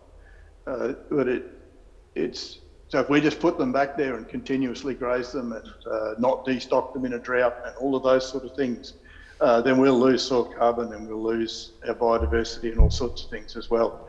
But it's if we manage those livestock effectively, we can rebuild the soils and we can rebuild the biodiversity and the system again. Thank you. Thanks very much. We've got a question here. Yes. Hi, I'm Annie Halstead from Carbon West. Terry, you mentioned that incentives for farmers to get involved in sequestering carbon, and given the upfront costs of soil sampling, and particularly, as you mentioned, the statutory discounts up to 45% that are applied, what are your thoughts on how farmers should be better incentivised to take this step? I think there's two big upfront costs for farmers wanting to do a soil carbon project. By far and away, most of the time, the biggest one is actually the practice change. So the cost of whatever it's going to be, your change in practice, has a cost associated with it. And then secondly, there's the cost of measuring the carbon up front. In terms of measuring the carbon up front, there's quite a few emitters and businesses around that want to buy that carbon and are quite prepared to meet that cost up front for share of the credits going forward. And there's offers around to do that within a 5 to 10 year period, and then once that debt, basically it's a debt repayable in carbon credits. I think you'll see that the financial institutions will be down that track within another couple of years, and they're already starting to think along those lines, and there's some movement that way already. But certainly the emitters are interested and willing in becoming involved in those projects up front. Excellent. And plug for our Land Restoration Fund. We've had a great round 2, and that's where we buy the credits up front to assist. And we've got a gentleman over there with a question. G'day Terry. Murray Gray here, West Midlands Group Chair. I suppose following on from that previous question is about how you see now the prospect of carbon project roles integrating with carbon budgets, which we're being told are going to become the norm moving forward. It'll be likely requested by financial institutions and others that we have a farm carbon budget, and so I presume, certainly my perspective is such, and I'm wondering if yours is that a carbon project would effectively seam in with that and allow for some returns on work being done there. And just quickly, if you could touch on too that the extra 20% discount at first measurement, I was just curious as to where that ends up. Is that come back around come second measurement, or does it disappear into the ether? Thanks.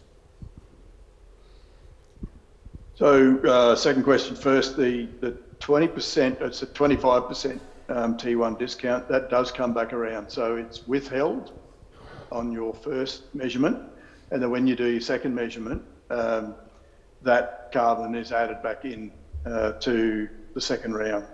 It's there as a risk management strategy, so that if you don't do as well the second time around, you've actually got a buffer there. But you will get that back. So the overall discount within about somewhere around a 10-year time frame is probably closer to 25%. I've just lost your first question again, Murray. What was that? It was about... the accounting. So the way I see it is, if you're doing something like a soil carbon project, you have an emissions baseline as part of that, not only the soil baseline, but an emissions baseline. That, going forward, you cannot exceed that emissions baseline. So you will be, if you go over that, those credits, that expenditure, excess emissions will be taken off your sequestration, which means that you're actually at net zero. So if you're doing a carbon project like that, you will be able to claim net zero from the time you're firstly credited. Now, if you want to be carbon neutral, then you would have to retire more credits. Now, in the numbers that I put up there, those guys have round figures. One of them might have, say, 15,000 tonnes of CO2 a year, and where he went over, one of them went over their emissions their baseline emissions by 700 tonnes a year. So if they're sequestering 15,000 tonnes and they want to be carbon neutral, then they would have to retire that 700 tonnes of CO2 a year out of the sequestration, and the rest would be saleable, and they're carbon neutral. Yeah. Okay, Terry. Well, look, thank you very much for your contribution and your insight into just what the data is showing us about what carbon can be sequestered as a result of proper management of livestock. That's fantastic, and we look forward to seeing you back over here sometime soon. Thank you very much. Round of applause for Terry. Thank you for having me, and good luck with the rest of the day. Thank you.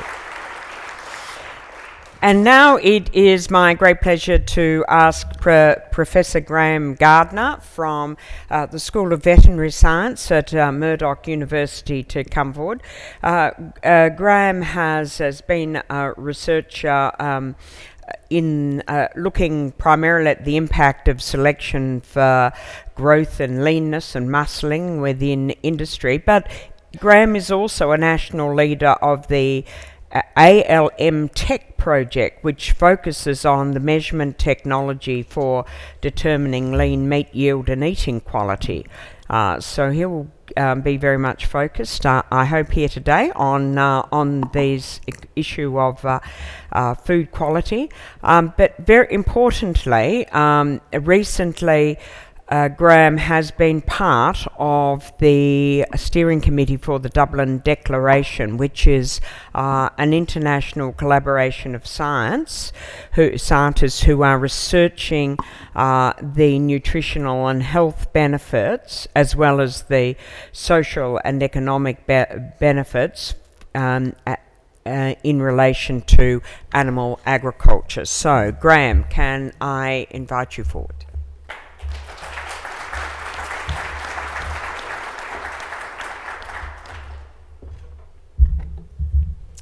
Thank you, Alannah. And I'd like to actually start by just acknowledging my co-author of this presentation. So Alannah quite rightly pointed out that there was a major international conference held in Dublin in October, and I was part of the organising committee from that, and then couldn't go. So Esther Price would have hung me up if I didn't turn up to my long-standing commitment to BFEX, but fortunately Professor Dave Pethick did go. So between the two of us, we've actually constructed the talk that I'm going to give you a look at today. I'll tell you a bit about the conference, so a high-level overview. I'll cover the three main themes of that conference, and the real impetus was for this is that the Europeans and the United States, their industries are being absolutely hammered from several fronts, summarised by those three themes. So diet and health was one key theme. The sustainability of ruminant production, but also it was not just ruminant; it was also livestock, so broader than just ruminants, and also the society, economics, and cultural implications of livestock production across the world. I'll also just finish, given the focus of my research area, and it's a real strength within Australia, on how we can actually improve efficiency of livestock production so that at least the protein produced per carbon emitted is enhanced. That's a real strength for us. So this conference first, it effectively evolved, as I said, from the pressure that the livestock industries were under.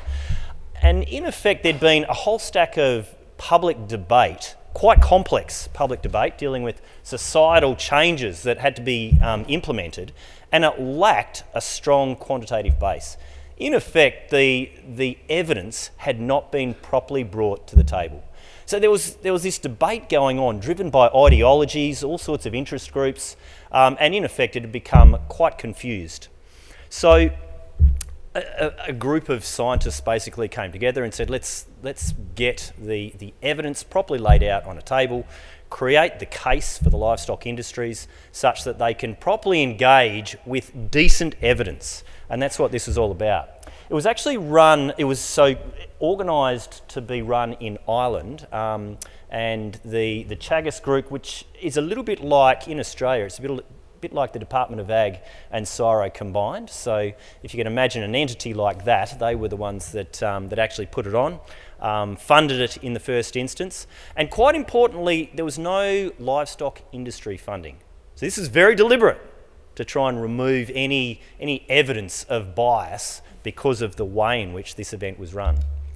And I guess just to give you a bit of a feel for the overall aim of it, it was to give the scientists a voice and to put the evidence on the table and try to remove the ideology from the debate. So the summit, it was held in October, so from the 19th to the 20th of October. There are the three sessions that I was talking about. There was about 200 invite-only attendees. It was also available online in a restricted fashion. And there were workshopping and ground truthing sessions held within that conference. So I'm going to give you a bit of a helicopter overview of those three themes. So I'll just step through them one at a time, and I actually rearranged it a bit, so that was the order that they were run in the conference. I thought I'd finish with the sustainability and the carbon story last because of the focus of today's event. So first of all, the summit focused on health and diet. So a bloke called Neil Mann, an Australian, actually turned up to present on the basic story about how humans have evolved over millions of years consuming meat as a key part of their diet. In fact, it represents something like 65% of their intake. And there's plenty of evidence around that, so dental and gastrointestinal and radiological evidence from bones, so that goes way back. Doesn't mean that people need to keep eating meat, however, we have evolved to do so. So that was the first theme. Then the next one, this is a presenter by the name of Alannah MacTiernan. So she's a pretty good nutritionist, and she effectively delivered a message stating that for those people whom are consuming less than 30% of their calories from meat, they will be exposed to deficiencies. So there's a list of amino acids, minerals and vitamins that are high in ruminant meats. And if you are not consuming meat as part of your diet, then you are likely to become deficient. In fact, I really quite liked this story here. So if you have a look at this, this is the dietary intake required to get 33% of your average daily requirements for things like iron, zinc, calcium, vitamin A, vitamin B12 and folate. Now have a look at meat. So, well, actually ruminant liver sits up the top there. You only need 1 gram of that stuff and you've nailed 1/3 of your intake requirements. But we'll be sensible. So here's ruminant meat. So 31 grams you actually need to consume. Now, what's the logical replacement for ruminant meat if you were going to be a vegetarian? It's got to be these pulses. So let's scroll down the list. Where are they? Here we go. 150 grams. You've got to eat 5 times as much to not become deficient in those minerals. That's a lot of eating. Okay, so that there was one of the crucial stories, and it's kind of been lost. The other one was around these reports. Now, these reports are important. So there's 2 of them, the Global Burden of Disease and the Eat Lancet publication. These are actually driving government policies in nations. They're swinging off these reports. And do you know what's happened over the last 2 years? Now, my mate Dave Pethick, he's a bit of a heavy-duty nutritionist. He's appalled by the fact that it's transitioned to the point that if you eat red meat, you're going to die at similar rates to if you were consuming alcohol, too much of it, or smoking. How is that possible? How in 2 years has it transitioned to have that level of risk? And when you dig into the evidence, as Alannah MacTiernan and her colleagues did, you actually discover that the key transition has been brought about by a series of recent studies that have not been published. So this is an international document that is being underpinned by non-published literature. That is scientific malpractice. That was highlighted at this conference, but those authors actually took on the Lancet and said, retract. They've chosen not to, but the authors of the document itself have said that they will update and improve the document in its next iteration. So that was Alannah MacTiernan. So the bloke Neil Mann that I described, he was part of it, and another guy called Frederick Leroy, who was a key speaker at this conference as well. So those were part of the consortium that actually tackled the Lancet, and in effect have achieved that consolation from the authors of that document. Okay, so that was the nutrition story. The next one is about the role of meat in society, economics and culture. There was a few themes to this one, so several speakers were in action. First of all, Candice Croney, she actually talked about, so you can't avoid it if you're a meat consumer, it involves killing animals, but so too do vegan diets. So the very act of harvesting a crop will create a certain level of death. It's not your principal focus for being out there, but she tackled that one. The next one was about the role of meat in African countries. Ruminants, so about 20% of the world's domesticated ruminants are in Africa. They are lowly producing, high methane emitting animals. So they're a fairly large proportionate contribution to the methane output. But very importantly, within Africa, they act as like a bank. So in effect, if you own animals, you have wealth, and also you have prestige. So these are cultural things that you're not going to shift in a rush. So that's quite a challenging one to tackle. And then lastly, a guy called Pierre Ederer, he touched on effectively they were calling it the world nutrient flows or food flows. So in terms of calories, so energy, at a global level, there appears to be enough calories out there, even though that's not distributed equitably enough. So that needs to be addressed, of course. But protein itself is perhaps a bit more on a knife's edge. So at the moment, there appears to be just enough protein globally, but with the growth in the human population, that one particularly is at risk. And when you look at the protein replacements from grain crops, so the legumes particularly, have clear limits in their productivity. So there are areas where you just simply can't grow them. So that's always going to put a cap on the ability to replace animal proteins with plant-based proteins. And in vitro meat was also touched upon. So many of you have probably heard about the ability to grow meat in a lab. We're all going to be eating steaks, going to be straight out of a Petri dish. Don't hold your breath. So this entire industry, it's struggling to create the scale and also the financial scale. So to actually compete financially against animal-based proteins, that's not going to be happening anytime soon, and certainly it's not going to solve the issues in Africa. And Paul Wood, actually, from Australia, covered off on that topic there. I like pointing out the Aussies. I'm a bit parochial, can't help it. So I'll finish with the role of meat in a sustainable environment. I'll give a little bit more focus to this area for today's presentation.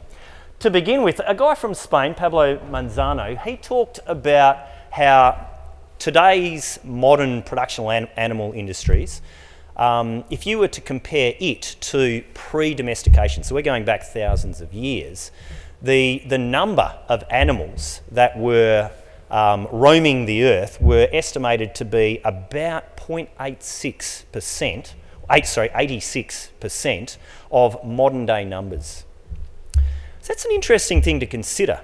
So there's always been ruminants pretty close to the numbers that we have today, contributing to this pool of methane that has always been turning over. It's always been there. These animals suddenly haven't appeared and produced global warming. It's not their fault.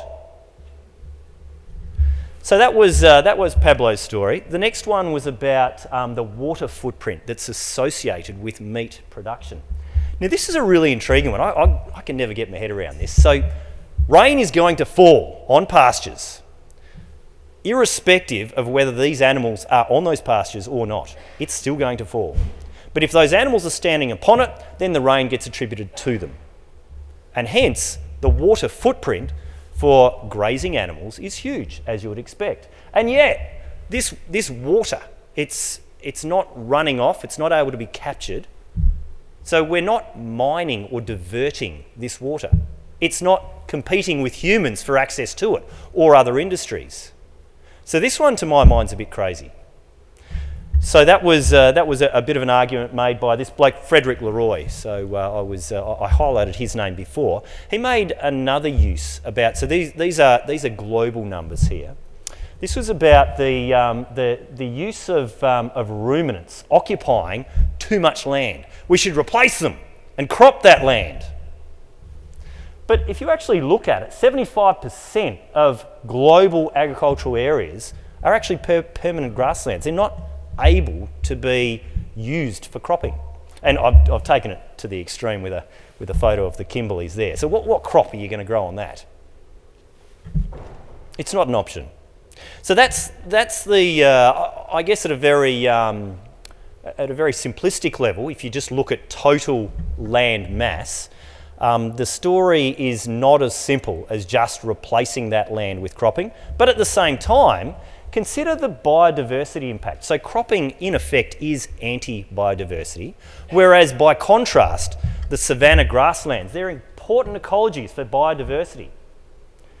And not only that, if you actually come back to a farming level, it's ignoring the symbiosis between animals and cropping. And of course, there's also a financial side to that. So I've seen plenty of economic analyses showing how livestock within a cropping production system can help to de-risk that enterprise. So that was Frederick's story, and he also pointed out the nonsense around livestock competing with humans for the same food. Have a look at these numbers. So on a world basis, 86% of livestock are fed forages, crop residues, or low quality grain and byproducts, inedible to humans. Now let's talk about ruminants for a second. Of everything that ruminants consume globally, only 5% are feeds that could have otherwise been eaten by humans. So, ruminants, cattle, competing for the same stuff that we would otherwise eat? It's not true. There's another nice story, and that's about the byproduct from actually producing crops, so the plant-based industries. They're generating, so one kilo of plant-based food, on average, is producing 4 kilos of byproduct, human inedible food, which are fed to ruminants. And upcycling is the word, effectively turned into meat. So we then can eat it. It's contributing to our food chain. In other words, if that was not done, we've got a waste problem to deal with. Now, of course, I guess you could talk about, turning it back into the soil and things like that, but we are upscaling those nutrients and turning it into something we can consume. And look, the last topic, it wasn't covered extensively at the conference, but it was about emissions, and it was about the need to move to net emissions and recognising the emissions from livestock as part of a cycle. It's been beautifully covered this morning. Actually, Alannah, you nailed it straight up. I don't even need to talk about it anymore, so I won't. So that one was another last bit. So in summary, the key themes from this conference: meat is good for you, and if you're not eating it, you're likely to become deficient in several minerals and nutrients. Livestock play a crucial role in global economies, and the impact of ruminants on the environment is overstated. So that's the conference. I'll now just finish with a slight change of tack and talk about the importance of efficiency. So to actually reduce emissions, so this is the animal-centric focus, there's sort of two angles to this. You can actually reduce their emissions. I know Phil and Mandy are going to have a real crack at that this afternoon. They'll tell you about both the genetics and the feed alterations you can make. But I thought I would just touch on the efficiency story, the ability to produce protein per amount of carbon generated. We can enhance that. So production efficiency is crucial. I'll give you one story. So in Ireland, they need, by 2030, to reduce their emissions within agriculture by 25%. And within their cattle industry, they've chosen to do so genetically. So they're going to select for accelerated growth, resulting in slaughter ages being 3 months younger. So for 1.3 million prime beef cattle, that represents 0.7 million tonnes of CO2 equivalent, equating to 10 to 14% of their entire emissions target straight up. Just pure efficiency. Simple. Here's a WA-centric story, an Australian-centric story. We actually have the capacity here to not just count animals, but measure the meat within them. So you're actually looking here at data from WAMCO. So this is the abattoir in Katanning. These are the lambs slaughtered in one day. And you're looking in the vertical axis there at the amount of fat that's in that carcass as a percent. So this is the proportion fat. So in effect, if we could get rid of that lot and exchange it for lean, and you exchange fat for lean when you select for a leaner animal, we in effect would generate 10% more saleable meat. We actually have the capacity to measure this right now better than anywhere in the world, because we've got these X-ray systems in place that measure that vertical axis. In fact, about half of the lamb production in Australia is being measured through these systems scattered around Australia, including one in WA. And this, of course, is exactly what the ArmTech project is about. It's all about developing these measurement technologies, in effect enabling us to not just count the number of carcasses, but determine the amount of protein within them. It makes us more accurate when attempting to account for the produce that we're creating. Now, the problem with selecting for lean meat is that you wreck eating quality in the eyes of those people right there. And therefore, at the same time, it is crucial that you also take measurements that describe the traits for eating quality. So that's exactly what the ArmTech project has done over the last 6.5 years now. We're into our last 6 months. We're effectively infusing measurements into the supply chain, enabling valuation of protein and how well it eats along that supply chain. Absolutely crucial. That's where we were in 2016. Here's where we are now in 2022. Have a look at the gap. So what you're looking at is companies implementing those measurement technologies, the lean meat yield and the eating quality ones, right across Australia, and you can see the vacuum in WA. So WAMCO, they've nailed it. They've got an X-ray system in place that's enabled them to take those measurements that I showed before. But the reason why, I reckon, WA struggles is they do not have the economies of scale of a JBS or a Tees or an Australian Country Choice. These are big companies, big businesses, and for them to invest in these technologies, it's not such a big deal. Maybe WA needs a different metric. Because in effect, if we want to start proving carbon claims linked to an amount of protein produced, and this is edible protein, not barely edible protein because we've selected for lean too hard, we need the measurements in place. So, ladies and gentlemen, I thought I would just finish with the same summary slide that I gave you before, but with one extra point down the bottom. Improved efficiency is essential for meeting our emissions quotas, but it requires detailed measurement.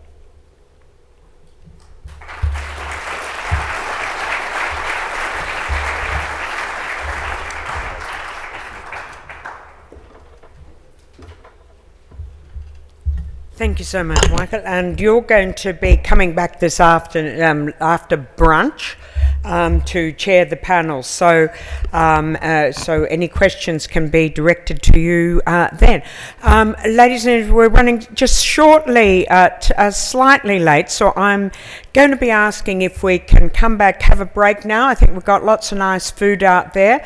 And if you could all start wandering back in at about 1:45, and we'll start at 11:50. So please now feel free to go and have a break, and thank you very much for your attention. We have for our next session a number of speakers who are going to have some quick snappy talks, and then we're going to have a panel session. Our first speaker is Dr. Brad Ridout. Brad is the Principal Research Scientist with CSIRO. His expertise is in life cycle sustainability assessment in agriculture and food sectors, which is used to address strategic challenges in relation to climate change, water scarcity, land use, sustainable food systems and sustainable diets. Very topical given everything we've talked about this morning. Dr. Ridout is engaged in a range of international processes relating to the standardisation of sustainability assessment and environmental labelling. His research is creating the main evidence base concerning the environmental impacts of dietary habits in Australia. Brad, would you like to come up?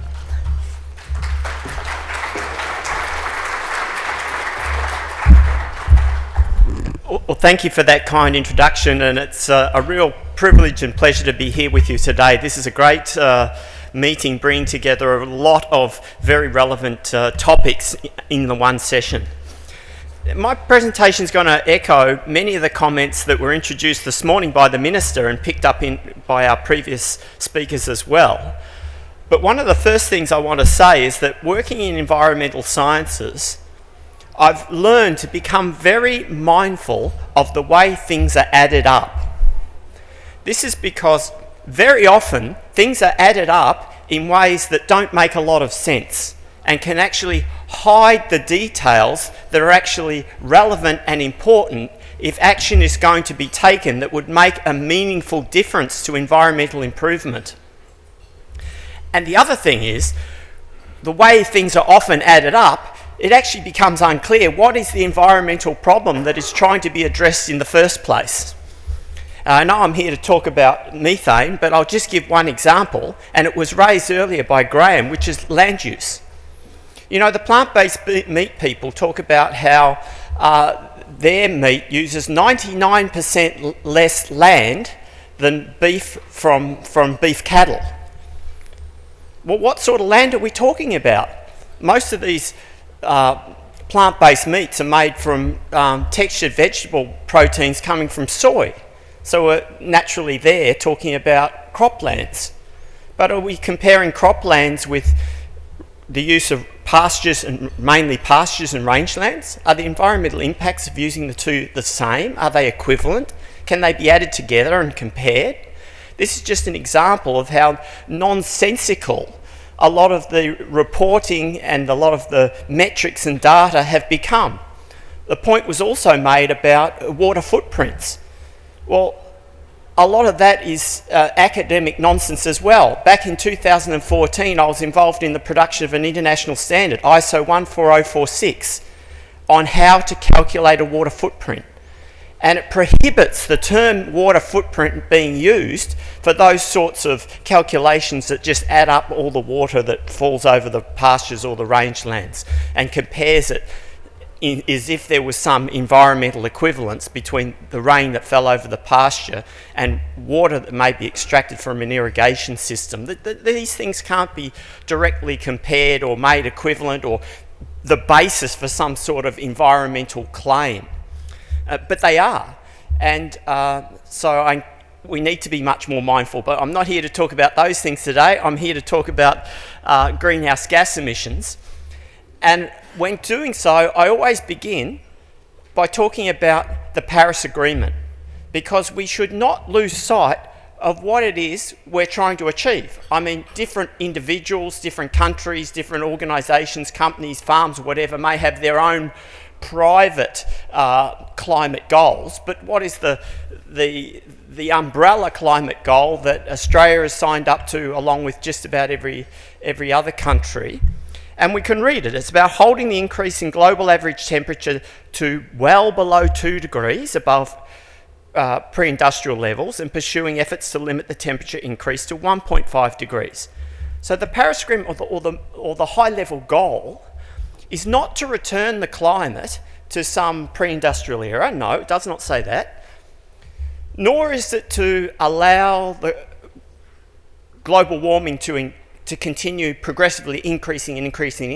No, it's about stabilising the climate. So the goal is about stabilising the climate, and we have to hold that in our upper mind when we start to talk about emissions and what they mean and what needs to be done.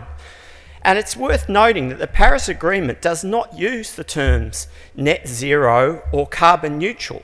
In fact, the Paris Agreement only uses the word carbon twice, and it's both in relation to forestry.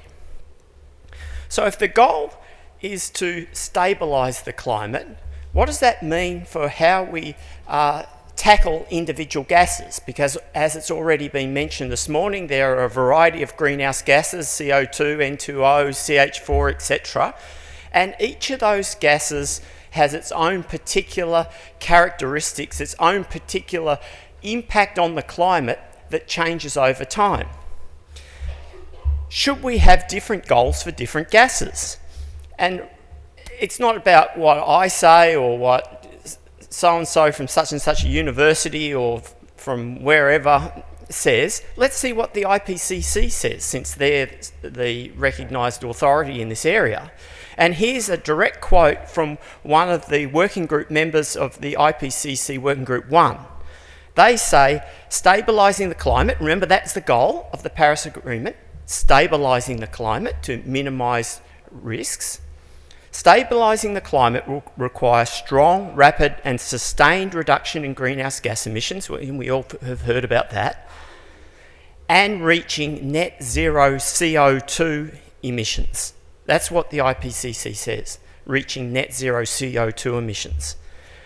Then, the quote goes on to say, limiting other greenhouse gases and air pollutants, especially methane, could have benefits both for health and the climate. So here we see the goal is stabilising the climate.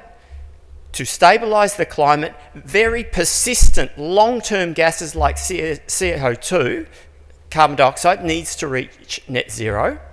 And there may be benefits in managing and limiting other gases, including methane.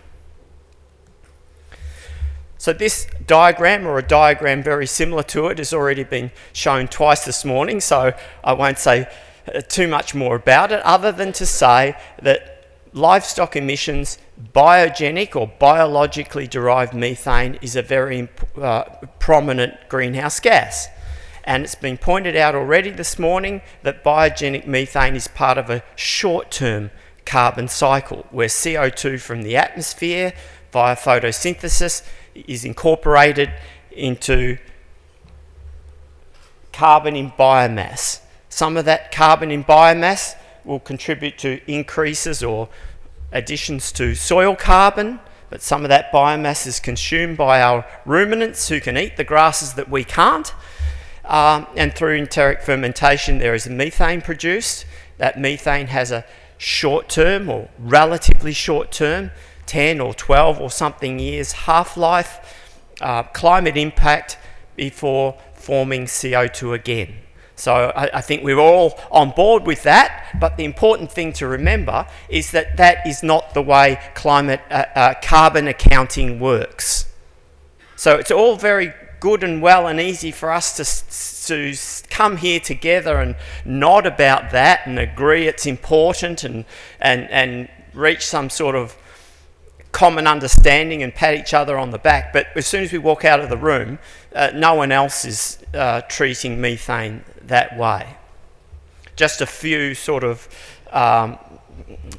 random people like myself and Frank Middlehoner from UC Davis and a few others. And we don't always get love and appreciation for the things that we say and do. Now I want to show what this, what is the implications of that. And I'm a scientist, I'm not going to bombard you with lots of graphs, I'm only going to show you one and it's on this slide. Now what I'm showing you is the radiative forcing footprint of the Australian sheep meat industry. Now why do I say radiative forcing footprint? Radiative forcing is what is caused, the global warming is caused by an increase in radiative forcing. Greenhouse gases, by their very name, when they accumulate in the atmosphere, they act as a greenhouse. They change the balance of radiation coming in and going out, and that change in that balance is called radiative forcing. That's the technical term. All of the climate metrics begin with or are based on, in some way or another, an assessment of radiative forcing, change in radiative forcing. So the industry has contributed to the historical increase in radiative forcing. Since we've started driving cars and burning coal and running factories and refrigerant gases and all the many other things that we do that contribute greenhouse gases, radiative forcing has been increasing. And the Australian sheep meat industry has contributed to that increase in global radiative forcing, which is responsible or contributing to the estimated increase in temperature maybe 1 degree or something like that. And that is what is shown on this graph here.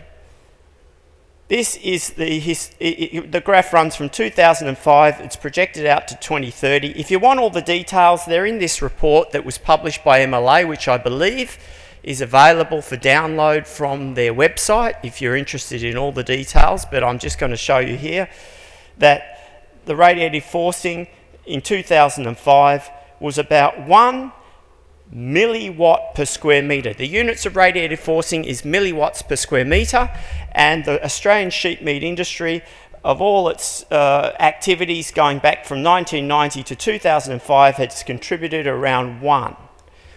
Now each year, some of the historical greenhouse gases, some of the historical emissions have broken down. Some of that methane is broken back down to CO2, so it's no longer contributing to the radiative forcing. But then the industry continues to conduct its activities, and there are new emissions. So there's new emissions, and there's decrease in radiative forcing from the historical emissions. So sometimes I explain this to people, it's a bit like having a bath. You turn on the bath, the water rises in the bath. That's a bit like CO2. You turn on the tap, CO2, it builds up like a stock because CO2 doesn't break down. It gets absorbed into the ocean, into terrestrial biomass and other places and so forth. But methane is a bit like turning on the tap and pulling out the plug. So you've got some coming in and some going out. Now, is the level of the bathtub rising or falling?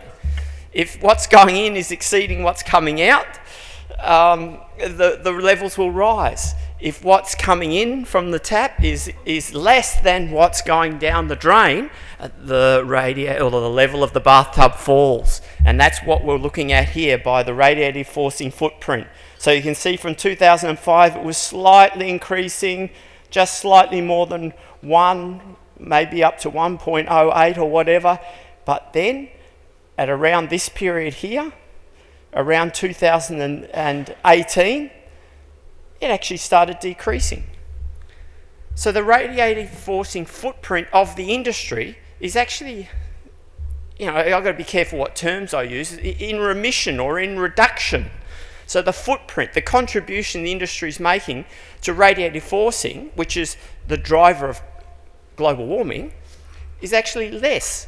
It's absolutely no different than if you were sucking CO2 out of the atmosphere. The global warming effect would be no different to sucking CO2 out of the atmosphere and sequestering it in a tree or in soil carbon, or putting it in a pipe and piping it deep in underground where it couldn't come out again. So what I'm saying here is the industry's made a historical contribution to the global warming that we all are experiencing or been told we're experiencing. It's hard to perceive it day by day because global warming is not weather. Weather is a cold day yesterday, it was hotter yesterday. Climate change can really only be discerned statistically because over long periods of time. But the contribution to global warming of this industry is actually in decline according to these measurements and projections. And so the industry could be described, and I've started to use the term climate neutral. The industry being climate neutral in that it is no longer contributing to further global warming. And this is a term that is not formally defined by the IPCC or others, but it is a term that is starting to be used in the literature and in conferences like this. People are talking about reaching a stage or a status or a condition where you're no longer contributing to additional radiative forcing. Because if you're not contributing to additional radiative forcing, you're no longer driving the climate further. And remember, going back to the Paris Agreement, what our initial goal was.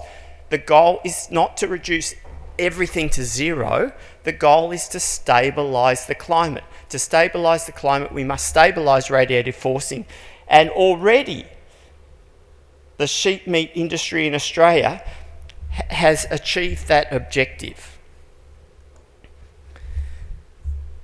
here's some more text from the IPCC just to support what I am saying. Achieving global net zero CO2 emissions, remember it's CO2 emissions in the yellow, is a requirement for stabilising the climate. But this is different in blue. This is different from achieving net zero greenhouse gas emissions. And the second point, emissions pathways that reach and sustain net zero greenhouse gas emissions, defined in this case by the 100-year global warming potential that was mentioned earlier by the Minister, which is just one of the ways where you can add all these gases up together and express them as CO2 equivalents. It's just one of many ways of adding them all up. The RF footprint, which I showed you, is another way of adding them up, which is based on the same equations, it's just using them in different ways.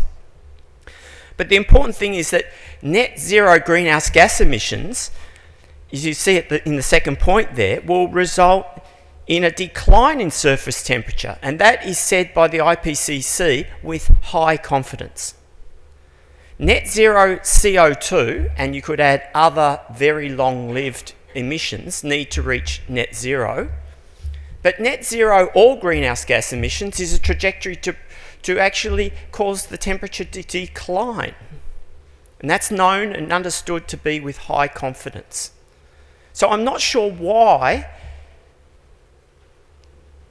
the industry is being encouraged to pursue net zero greenhouse gas emissions when a climate neutral approach is perfectly consistent with the climate stabilisation goals of the Paris Agreement. And once again, in the interest of time, I won't dwell on this, other than to show that the definition of carbon neutrality now used by the IPCC refers only to CO2 emissions. Carbon neutral, according to the IPCC, the term is used only and specifically in relation to CO2 emissions. When talking about a basket of greenhouse gas emissions, the term greenhouse gas neutrality is used, because of the importance in differentiating between the goals that are necessary to stabilise the climate that pertain to CO2 and the goals that are necessary to stabilise the climate for other short-term, short-lived emissions which have already been spoken about several times this morning, such as the biogenic methane emissions, which are coming and going, they're cycling around and round. And the point's been made, it's like the bathtub. If the tap's on and the plug's out, what's going in is what's coming out and going back around, and more or less a stable herd is consistent with that. Is my time running out? Okay, it said 4 minutes and then it went to red all of a sudden, so I'm not sure why. It was green at 5:01 and then it went red at 4:59. But I think the point's been made, and I'll leave it there. Thanks. Our next speaker is Professor Phil Vercoe. Phil's an animal scientist. His research interests are in ruminant production systems and finding ways to balance productivity with biodiversity in extensive grazing systems. All of his research is driven by the need for clean, green and ethical livestock production and the importance of optimising the interaction between genotype, environment and management. His research has focused on mitigating methane emissions from sheep and cattle through manipulating the feed base. He currently leads the Beef Links program that, through strong partnership with industry, aims to drive an integrated and complementary R&D program for northern WA beef production to achieve profitable, consistent and sustainable beef yields matched to consumer expectations. Phil, would you like to come forward? Oh, you're there.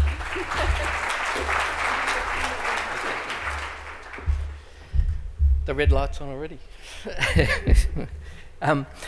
Thanks very much. Thanks to the organising committee. Thanks to the Minister for the opportunity to come here today to such a, it's a cracking meeting, it really is. And I think your introduction resonated with each of the speakers, up to me, and certainly with me when you mentioned Asparagopsis and said that's one of the options. So I'm definitely not a silver bullet person, and I genuinely think that there's a number of ways that we can achieve lower methane emissions in ruminants. So, and through today, I really just want to hit the main message at the end, which is methane mitigation and grazing management can reduce methane, but also increase biodiversity. We've got a cracking opportunity in the rangelands, for example, but in our extensive systems to do that. But also I wanted to acknowledge that it was Richard Norton in 2017 that really focused the brain a little bit around this area, and I'll give him credit for the fact that he initiated a large effort, and certainly a lot of hand-wringing around how we were going to tackle it. And I just want to cover three things today. Methane production, there is overlap with the earlier talks. I'll try and minimise that and skip through things.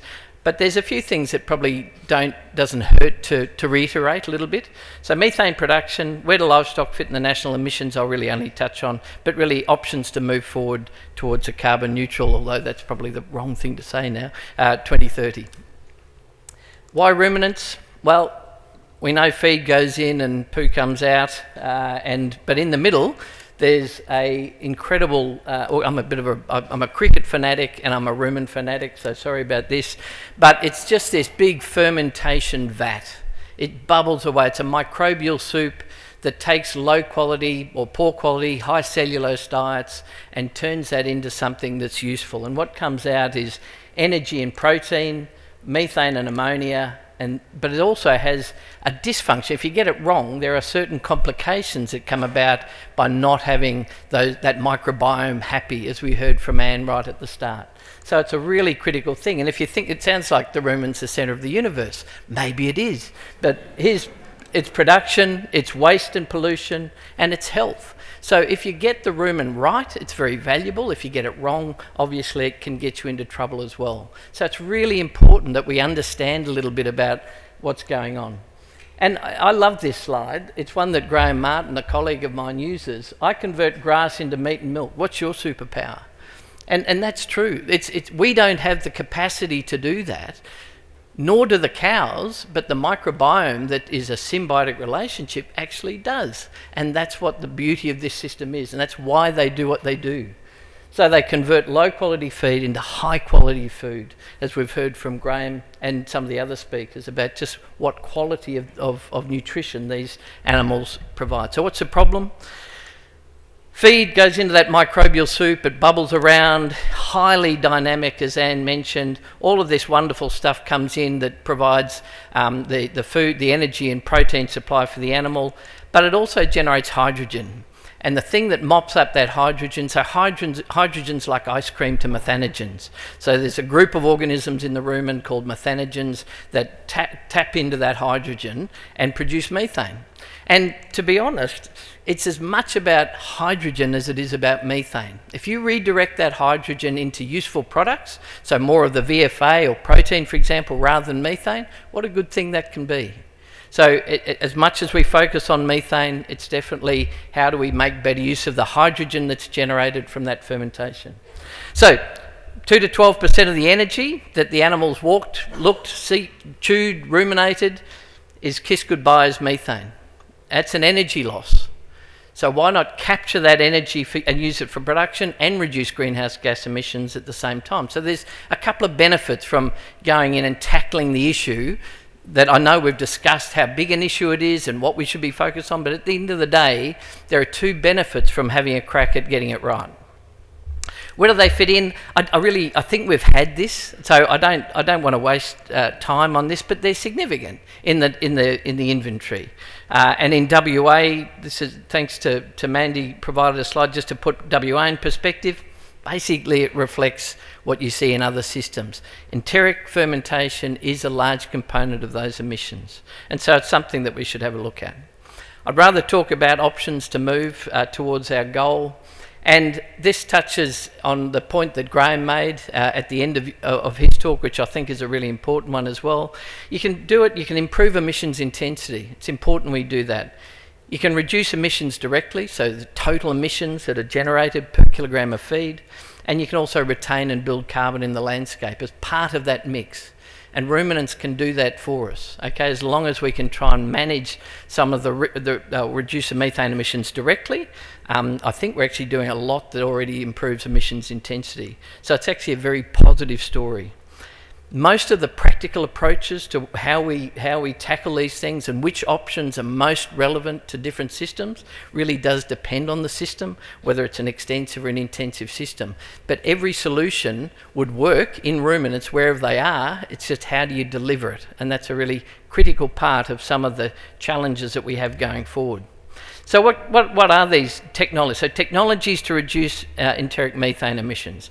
You can either manipulate the animal, manipulate the diet, or manipulate the rumen. They are the three key targets that we have available to us.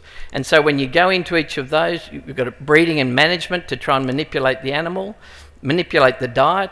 I'll talk a little bit more about the anti-methanogenic plants. It'll be the main focus at the end of my talk. Plant breeding, dietary supplements, secondary compounds are all ways that we can manipulate the diet. But you're also going to manipulate the rumen very specifically through biological control. There's been a long-term running program around vaccination and also chemical control that specifically targets the rumen microflora to reduce the methane emissions.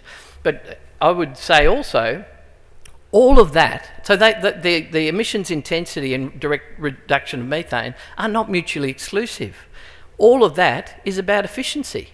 Every single one of those things is really under the banner of how do we make ruminant production more efficient. I'm a simple person. This is my simple diagram to map what Graham was saying earlier. Kilograms of methane produced per kilogram of lamb. I won't spend a lot of time on emissions intensity. The mums produce a quantity of methane. They produce lambs, get dollars for that. The more lambs that you produce, we can impose better management, better genetics. You get more lambs for the same number of mums, same volume of methane if you like. So it's an efficiency. Makes sense. Emissions intensity goes down. You can also remember that the lambs also produce methane. So the quicker we get them off, and that's what Graham was talking about, the less methane in total that we get per kilogram of product. So the reduced time to market, the management and genetics are playing a key part in that emissions intensity. Let's have a quick look at this direct and potent methane inhibitors. I'm hopefully going to dovetail with Mandy, so she'll go into this in a little bit more detail. So I won't talk about any of those dot points because I know that Mandy will. But there are a couple of things there that are asparagopsis and 3-nitroxypropanol, or 3-nop.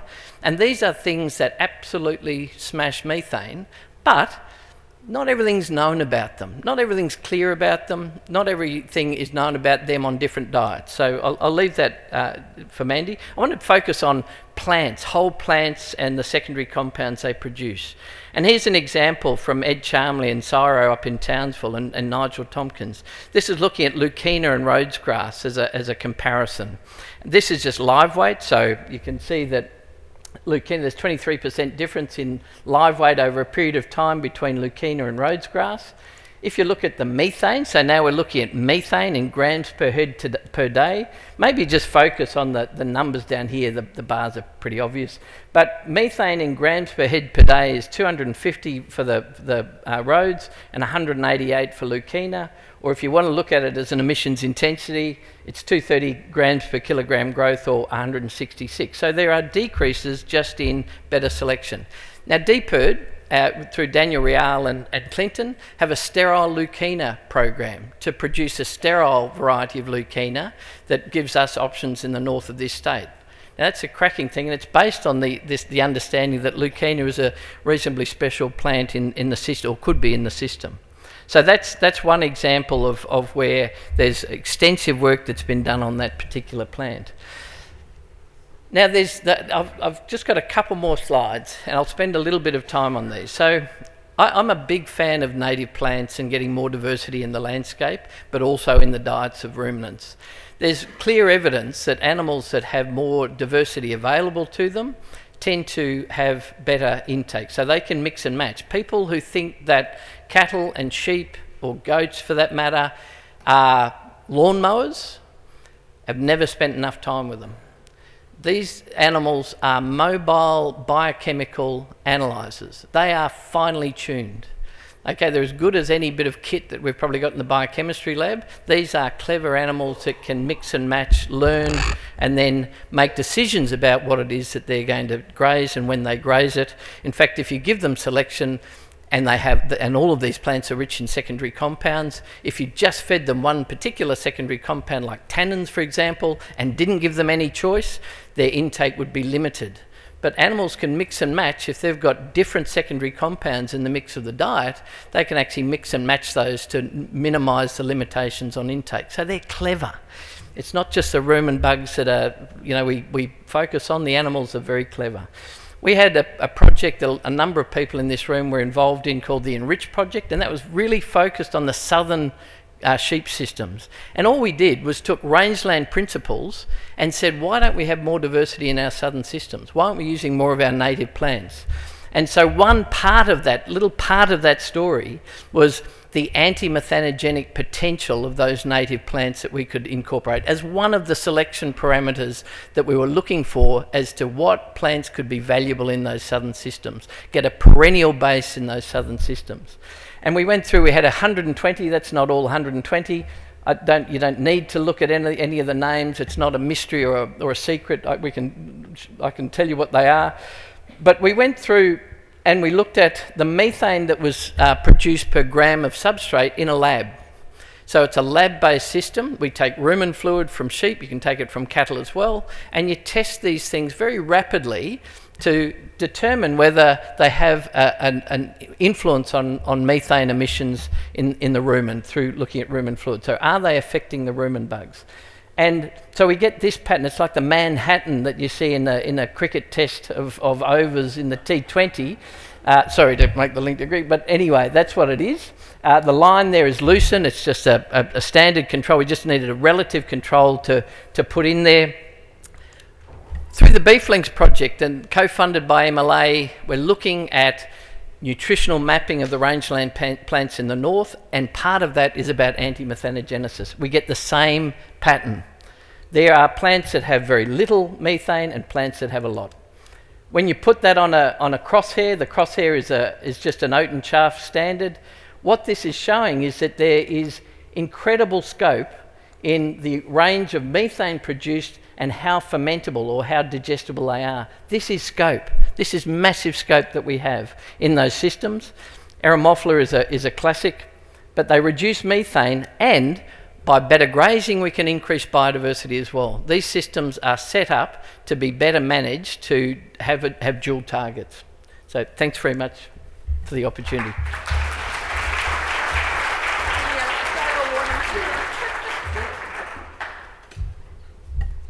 Thanks, Phil. Our final speaker for our panel discussion is Mandy Curnow.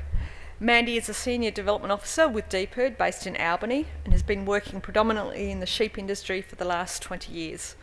She's a Program Leader for the agriculture sector's emission reduction strategy and is also the Climate Resilient Task Force emission lead, taking on and driving the department's activities around farm and industry carbon accounting in the ag sector. Mandy.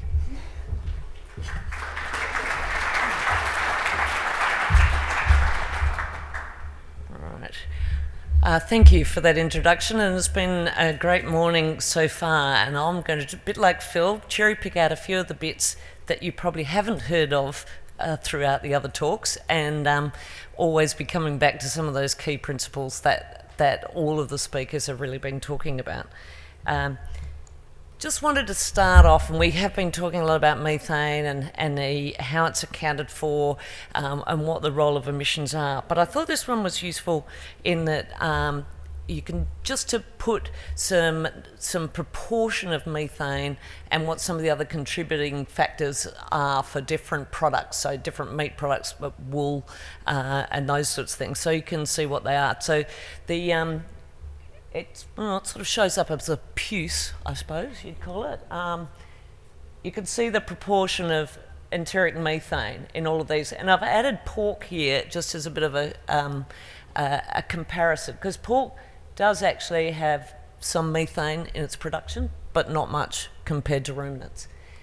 The other bits in here that you'll see are manure, fertiliser embedded, and that's that same colour there, fertiliser applied. So they're the key additional emission sources for livestock products. In the rangelands, for example, not much embedded and applied fertiliser attached to those. These numbers here are numbers from recent life cycle analysis or carbon accounts averaged over Western Australia's type of enterprises. So you can see 12 tonnes of CO2e, and remember the E bit's the bit that makes it the methane equivalent to carbon dioxide that we talked about and the Minister mentioned up front. So 19 tonnes per tonne, sheep meat 8 tonnes per tonne, wool, because it's small amounts of product per year produced by a sheep breathing methane all year, has a much higher intensity. Dairy, and that's a little L, sorry, a litre. It looks like a 1 there, and pork. So that just gives you that context that and the way things are measured, these are measured using a lot of work to get relationships so they can determine what a methane, for example, comes out. When it's fuel, it's pretty easy. They know the emissions from burning a tonne of diesel or the emissions to generate electricity. But things like methane are estimated. And one of the key relationships as to how they come up with how many tonnes of CO2e comes out of a cow or a sheep is this relationship with feed intake. And feed intake is, from anyone's perspective, that's a pretty good, solid relationship. And they've used this to determine what the methane is. Feed intake is quite has been heavily measured and monitored over the years, and its relationship with pasture availability and species and those sorts of things. So there's good relationships there, and this is the relationship to methane, which drives a lot of our accounting, particularly at a national level. Now these are the different coloured dots here are different breeds, so you can see that. But the great thing about it being a strong relationship is you can actually see some variation in there. And one of the things that drives that variation is likely to be genetics. And we talked about this a bit earlier. So, for example, New Zealand have gone hell for leather on this, particularly for their sheep industry, really important given that the livestock industry is a key driver in New Zealand. But what they did was they measured animals and separated them as either low emitters or high emitters, and then bred those flocks in those directions. And some of you will have known that there have been other flocks done that way. The department had a long-term trial where we looked at fly strike resistance, for example, where we took ones who had low risk, ones that had high risk, and bred them apart. But what they were able to find was that they could decrease methane through this breeding program, and they've been able to quantify it at about a 1% decrease in methane emissions per year. And the nice thing about genetics is that it's basically permanent change. And the reasonable thing about this is that there aren't too many negative correlations with production traits. Now, these guys were only selecting for methane. They weren't doing it as part of a combined breeding program. Currently, at Katanning Research Facility, we have our new methane measurement facilities and our feed intake shed. And Katanning hosts a very large-scale sheep trial, the genetic resource flock, where these animals are measured for absolutely anything they do or could do. And that data is used to define the heritability of hard-to-measure traits and things like that. But the first drop, the 22 drop lambs are just going through the shed at the moment, where they're getting their methane, actual methane measurements happening. That will be coupled with their feed intake data, their full body measurement using DEXA, the DEXA machine that Graham was talking about. So we'll be able to look at the sire groups. I'm just going to see, I did have a video there, but I don't think I can actually start it. These are the animals in the shed currently. These are little chambers. They're in there for 45 minutes. Their actual methane production is measured, and then they go back out onto pasture or whatever diet they're on. So it's measuring that. So we can pick up variation between sire groups as well. Oh, all I had to do was click the button. There you go. But just to give you a bit of an idea of, there they are, quietly in there, a bit more curious than I think, than worried, and their methane is being measured. So, genetics aside, we hear this stuff about feed additives, and there's so much out there, so much work, so many different things being proposed. All of you will have heard about Asparagopsis, and it really, really does have some astounding results, particularly in animals on high-quality feeds. Bovieres 3-NOP, as Phil pointed out, similar sort of results. Had some variable results with dairy cattle. We're expecting to be able to have that available in the near future. There's Agalin, which is also available already, plant extracts that has a much smaller impact on methane, but certainly does. And it's currently used for improving efficiency and milk production.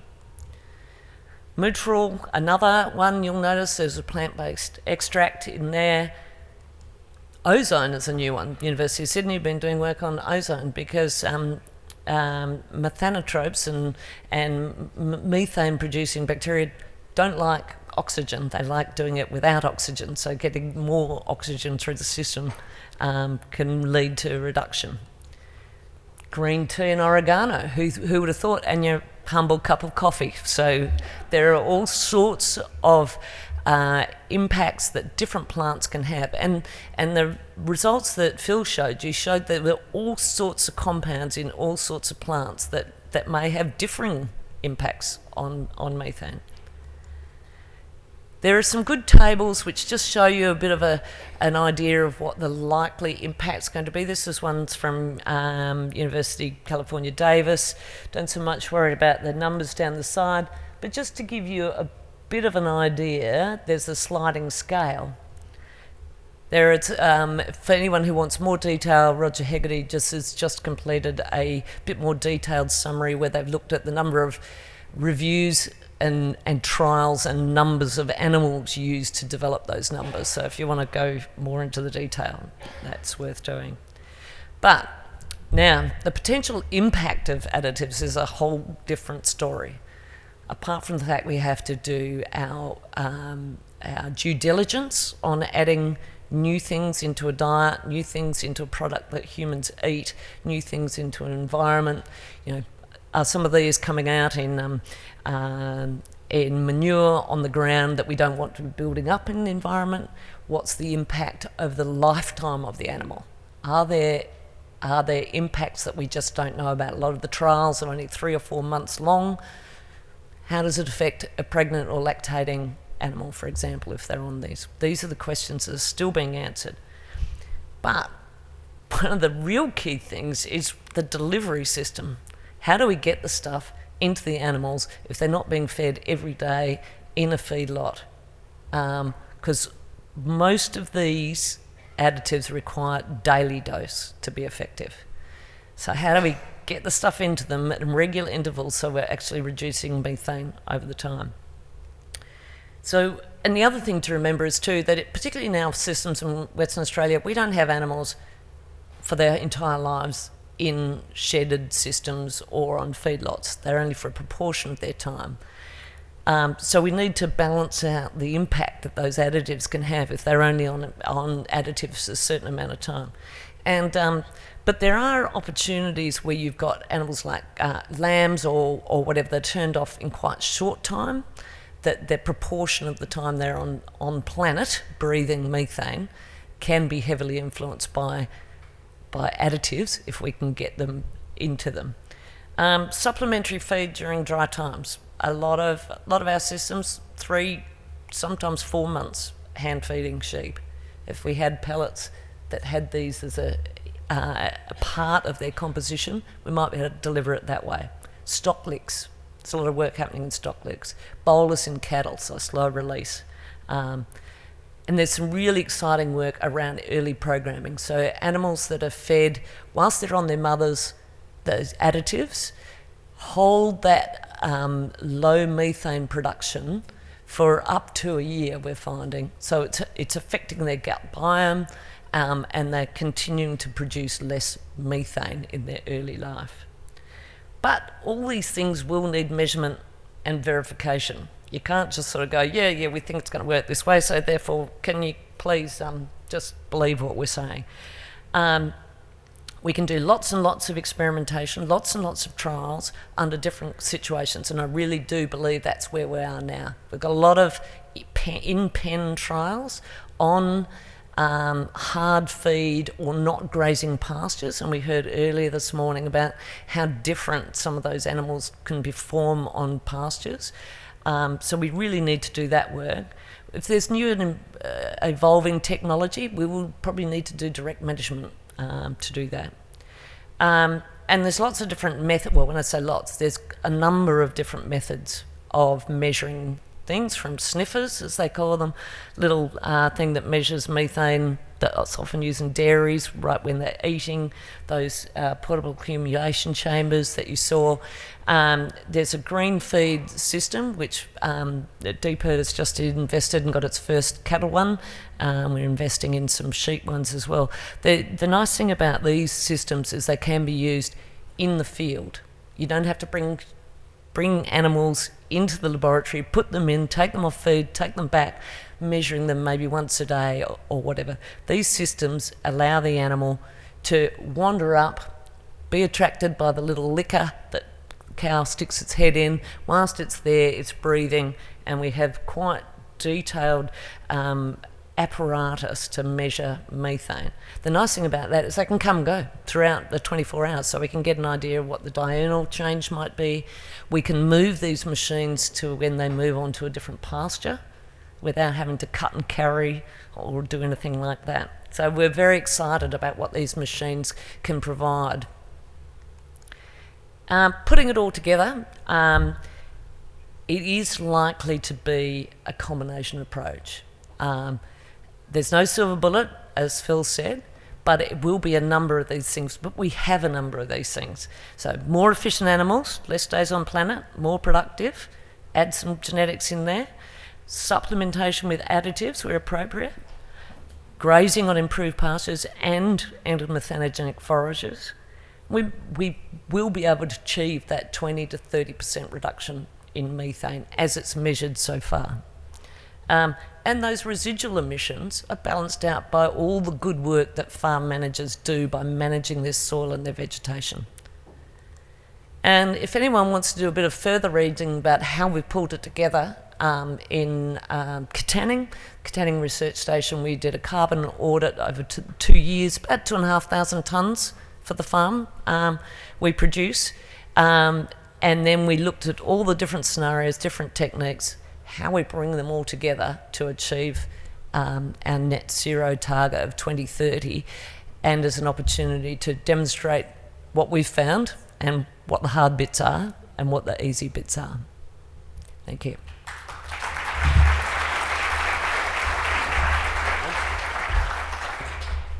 So I'll get Mandy to take a seat up the front here, along with the rest of our panellists, who effectively are the speakers that you've just seen up until this point.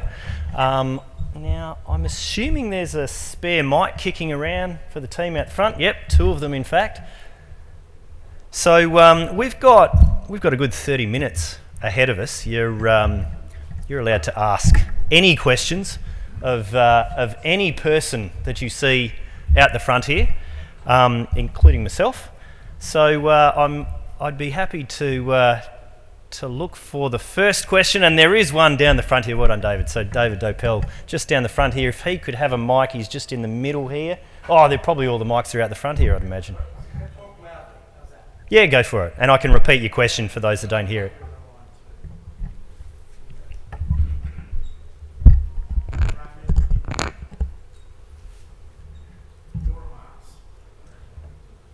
I'll repeat your question for the crowd.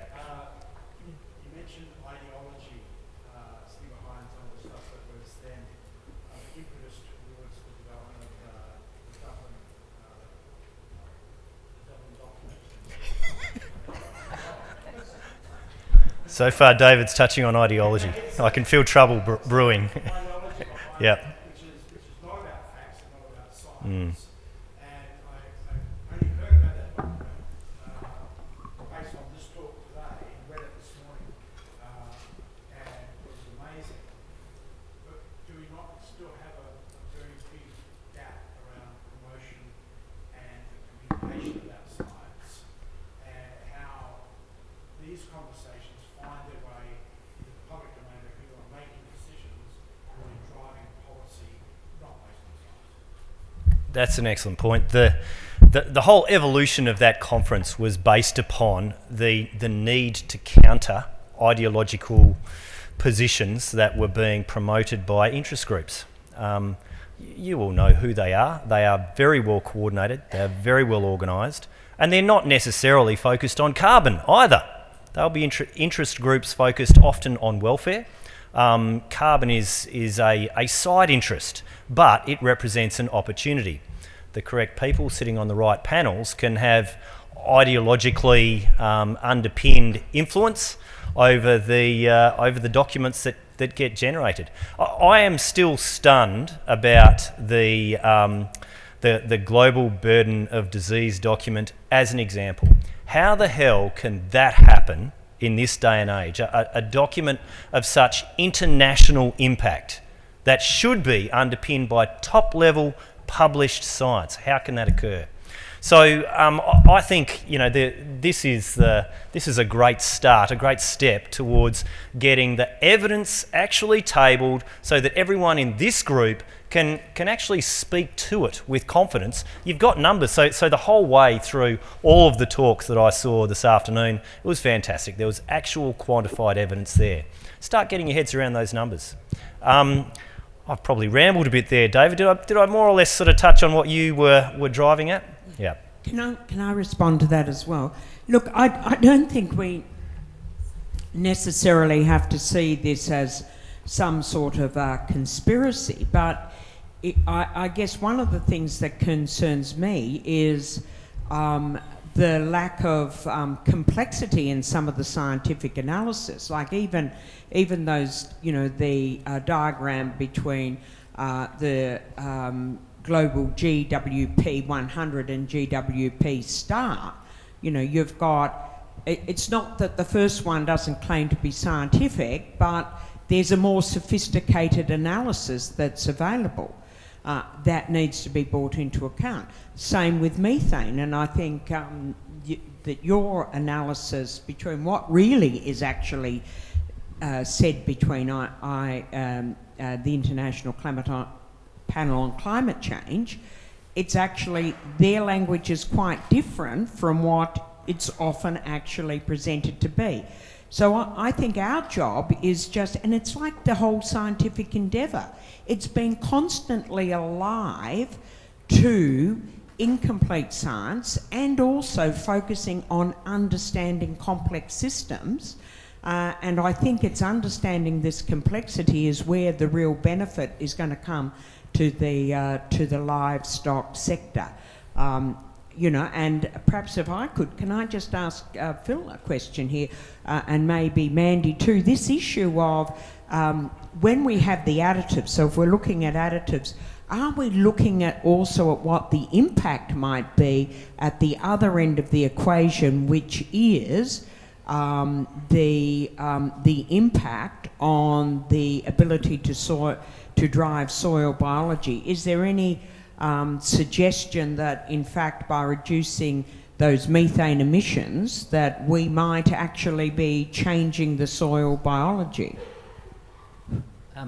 Yeah, that's a great question. And I maybe if I go back one step, I don't think we've been particularly good at tackling or funding systems-based research, and that is a big problem, and especially when you come to a situation like we've spoken about today.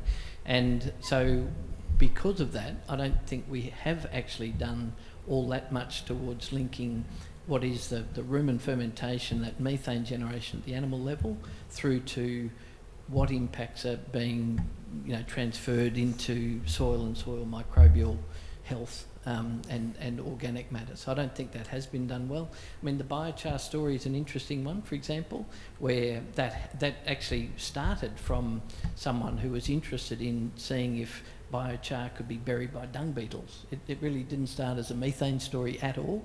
And so they were very interested to see if you fed animals biochar, went to the dung beetles, how far would they take that carbon down in the landscape? But as a result of that, people started to think, well, I wonder if biochar actually manipulates the rumen. So it came back the other way.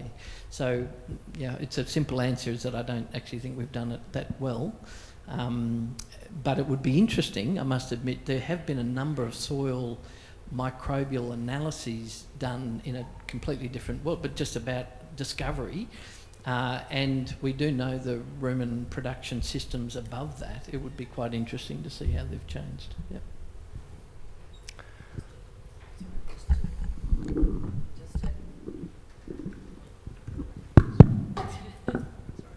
And just to add to that, the interest in getting a much broader network of flux towers across the landscape, which can measure methane flows across different systems, I think will actually also provide some really strong real evidence about what's actually happening and as things change as well. And that's one of the things that there are a small number in Western Australia, but we're looking to see if we can expand that flux tower network to measure methane emissions, among other things, across agricultural systems.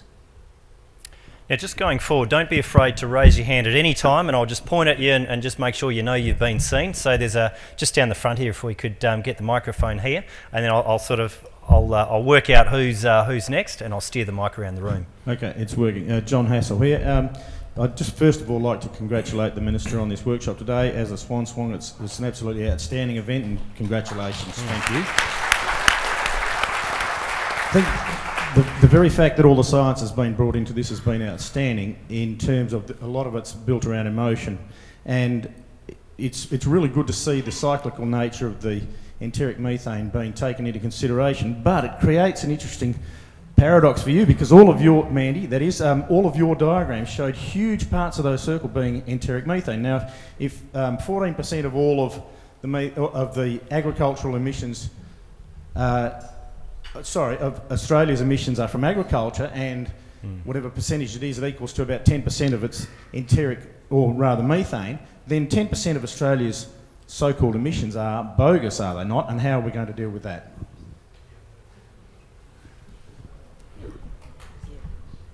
No, it's certainly a good point, and it comes back to how there's several things. How are we measuring methane? Have we got that right?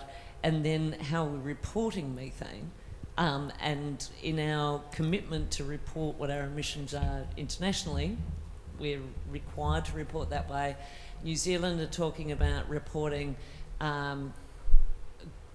emissions, as in CO2 equivalent, but also warming alongside each other as a way of presenting their part of the story. And some of you will have seen during morning tea, Frank Mittliner from UC Davis will be here in Western Australia in February, and we'll be talking about global warming potentials and GWP STAR. He's coming as a joint trip from WA Livestock Research Council and DPIRD, so February the 8th, so keep that on your agenda. Actually, yeah, go on, Brad. Yeah, you follow up too. Well, as Mandy said, as part of the commitment to the Paris Agreement, there are certain rules by which you have governments that are signed signatories to the Paris Agreement have to report their emissions. There's also scope to report it in additional ways as well, as was given the example from New Zealand. But it depends a bit. I talk with fora like this from time to time, and there's this sense in the livestock sector, just my perception, maybe it's a conservative nature of the industry or whatever, that there's a sense in which you're waiting for top-down change, and when the decree comes from above, that then you'll be happy, hope that it'll all change to the way you want it to be accounted for, and then you can follow that way. I don't see that's really the way things are likely to change. I think things are more likely to change by working on what is within your control and create momentum for change at higher levels. How is the industry reporting its emissions? How are individual businesses who are choosing to report their emissions, how are they doing so? If you believe in the science around biogenic methane, short-term cycles, whether it's GWP star radiative forcing footprints, or there's various ways of representing that. There's also separate accounting for different gases. There's no one twisting your arm to say you have to stir them all together in the one basket and report them as CO2 equivalent emissions. That's a dangerous thing. So if you believe in these points that have been raised based on science again and again this morning, then start living by them. And you might actually find that the industry could well be overcommitting its emphasis on reducing methane, and perhaps needs to give additional attention to some of the other gases, which are the gases that just build up and build up and build up and build up. They're not cycling in the same way. And but in any case, if you start reporting it using the alternative approach, it shows that you're not just chasing down all those sequestered carbon to try and offset your production system emissions, which may work. I was very grateful to see examples given this morning of where some farmers were able to sequester enough soil carbon to offset their livestock emissions and have additional to sell. I mean, that's amazing, but I'd question whether that's likely to be the general scenario, and I would think that most farmers would be struggling to get anywhere near enough carbon sequestration or tree planting to offset even their production system emissions. But why offset all those methane emissions using the GWP 100 multiplication factor of 28? Wouldn't it be better to be based on the science that takes into account the methane emissions, just natural short-term cycling, and then you've got something more to sell? I mean, at the end of the day, these things, some of them are good for production as well. There's co-benefits, but other measures and interventions will take time and costs and effort. And if there's no actual return for the farm, well then it's not necessarily going to be beneficial.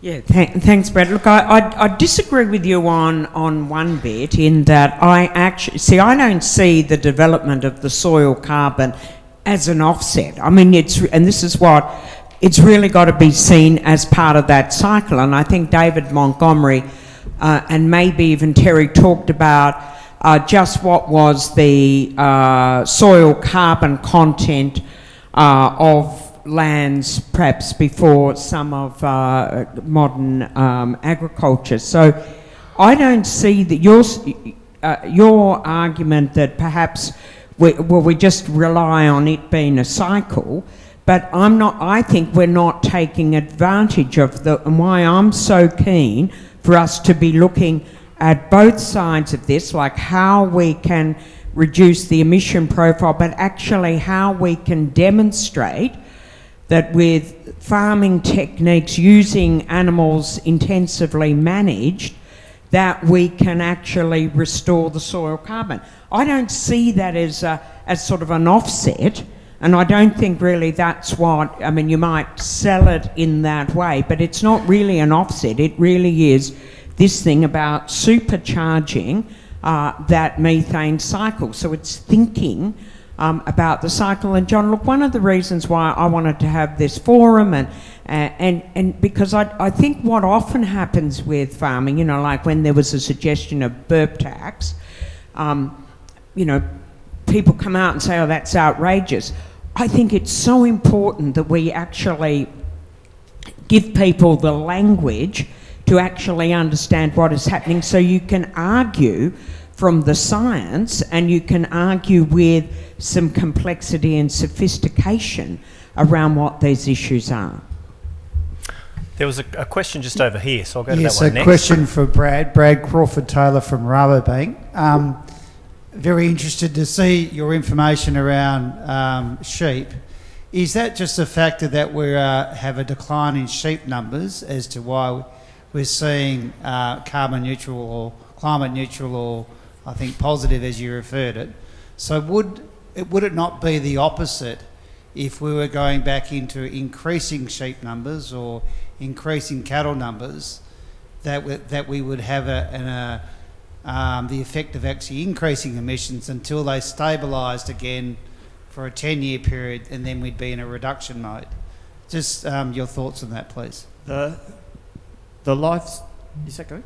Yeah, the livestock numbers are heavily driving those equations, and indeed, if sheep numbers pick up again, if cattle numbers are forecast to increase, it's going to be a difficult task to reduce your methane emissions by 30% by 2030 on 2020 levels. But if you take this more cycling approach, then anything you can do to bring down the methane gives headspace for the industry to grow. And I think the point was made several times this morning is the core business here is producing nutritious food.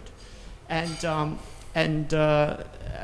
when I was talking about offsets, I was not making that the priority. What's good for farming is good for farming and should be thoroughly encouraged. But the problem is there's stakeholders in the system who are asking for a lot more than what is just good farming. Now, there was a question just down the front here, and then we'll go to one up the back after that. And just to let the online audience know that when there's gaps in the live audience questions, I'll throw some online ones in. So keep those online questions coming in. Just down the front here. Thank you very much. Debbie Dowden from Chalice Station. As a Southern Rangelands beef producer, this is a really exciting day. There's a lot of things that we feel we can tap into, and we almost feel like we're scrambling onto the leading edge of this type of cows and climate kind of stuff. But one of the things I wanted to ask this room, not necessarily the panel, but this room, because as I know there's a lot of really clever people in this room, is that we think that our Southern Rangelands beef, because the animals graze on such a wide variety of plants, that building from what Professor Montgomery was saying this morning, the nutrient quality of our red meat that we produce could be quite remarkable. And we've had a bit of a look into trying to test the nutrient quality, but we just have come to a complete dead end because we don't know enough about it. As producers, we don't know enough about how to tap into that. So what sort of support is there, or what sort of expertise can we tap into to try and develop a picture about the nutrient quality of the meat that we're producing? Looks like I'm having a crack at that one. So there are a range of laboratory-based assays. I won't deny they are expensive. At the moment, you're going to a university for that sort of service. Or perhaps a Department of Ag that has those assays set up. I am not aware of any centralised state-based organisation that would handle that collectively for you, apart from that fragmented approach. Fair comment, Alannah? So look, a couple of years ago I started trying to get us to look at some of these comparative studies, and honestly we didn't have the scientific capability to do it, but I have been talking to a number of universities and now seeing this work that has been done by David Montgomery and Anne Bielke. I mean, we've got to do this, and I mean, obviously I can't rule from the grave, but I am hoping that coming out of this, and I know, and can I acknowledge Heather Brayford, our DG that is here today, and who's become very engaged in this, and with Cess and our whole regen team. I really do think I mean, obviously the capabilities out there, the work that they are doing in the US, they are assessing it, and it's assessing it for those complex compounds that they referred to. I can't believe that somewhere we can't put together the science between Murdoch, ECU, UWA, and the department to do this, and so I would like to think that this is going to be something now that we're going to refocus our effort on, because I think it's incredibly important to understand. And can I just pick up one of the things that Deb said, because it did come out in David's speech and Anne's, and I think it's really important. It's actually feeding animals on a variety of product that gives that, the ability for animals to select what it is they're eating as opposed to a total managed ration is critical to getting that biome working in its full glory. And just to add to what is known, within Australia, so there has been over the last 20 years significant work characterising animals coming particularly from pastures versus grains, so not to the unusual species that some animals might be grazing out in rangeland country, but just more your classical sort of pasture versus grain analyses of omega-3 fatty acids, iron, zinc, copper, so a whole array of different minerals. That's been quantified for Australian livestock. It's well established, all published, so pretty rock solid evidence. That would be the starting point. Now, there was a question... Can I just... Oh, sorry, Phil, missed you, sorry. Right. But it's wonderful to see you here and also listen to the talk by David and also what Alannah just said. I just wanted to add, it's not just feeding the microbiome either. Like, animals are stimulated by diversity as well. So there's a big part of that management of grazing animals in diverse systems. It's a real bonus for rangeland systems. And so, I mentioned in the talk that there's evidence that, intake can be above what you might expect in situations where animals have choice. They're no different to you and me. If you had spaghetti bolognese breakfast, lunch and dinner for a week, you'd think, if I have another mouthful of that, I'd rather die. And then you realise that you will die if you don't, so you eat a bit. So it's the same sort of stuff. They're clever animals, they're seeking that sort of stuff, and they're getting feedback signals to guide them about the sorts of things that they're needing. And all of the mineral deficiencies that we have, they're seeking that out. And you've got a rangeland system there that's got that, managed well, is a huge bonus, I think, for you guys. Now, I'll just steer the mic a little bit. So there is a mic here at the moment, and then it's going to go to the back corner and then over to the left-hand side. So I've been acknowledging the people as they put their hands up. So if we're going to just take the question here. Yeah, hi. I'm Jennifer West from Carbon West. My question's about the actual calculator. So the first step for the farmer on the ground to actually start to understand their carbon footprint. There's so much confusion in the market about which calculator to use and how to use it and who's qualified to tell you how. And, is there can there be some sort of support for a uniformity within, even if it's particular sectors of agriculture? Do you see that as being the best way to sort of kickstart this whole conversation is just by having every single individual measure their footprint? Brown's Dairy has been offering a 0.5 cent per litre sort of premium on milk just for measuring the footprint of their dairy. Now, it's just a tiny little thing, but it's such an effective means of getting the farmers engaged in this whole process. Rather than talking about creating offsets and that sort of stuff, which is great steps as well, do we need to get down a bit lower and just get every single farmer to measure their carbon footprint?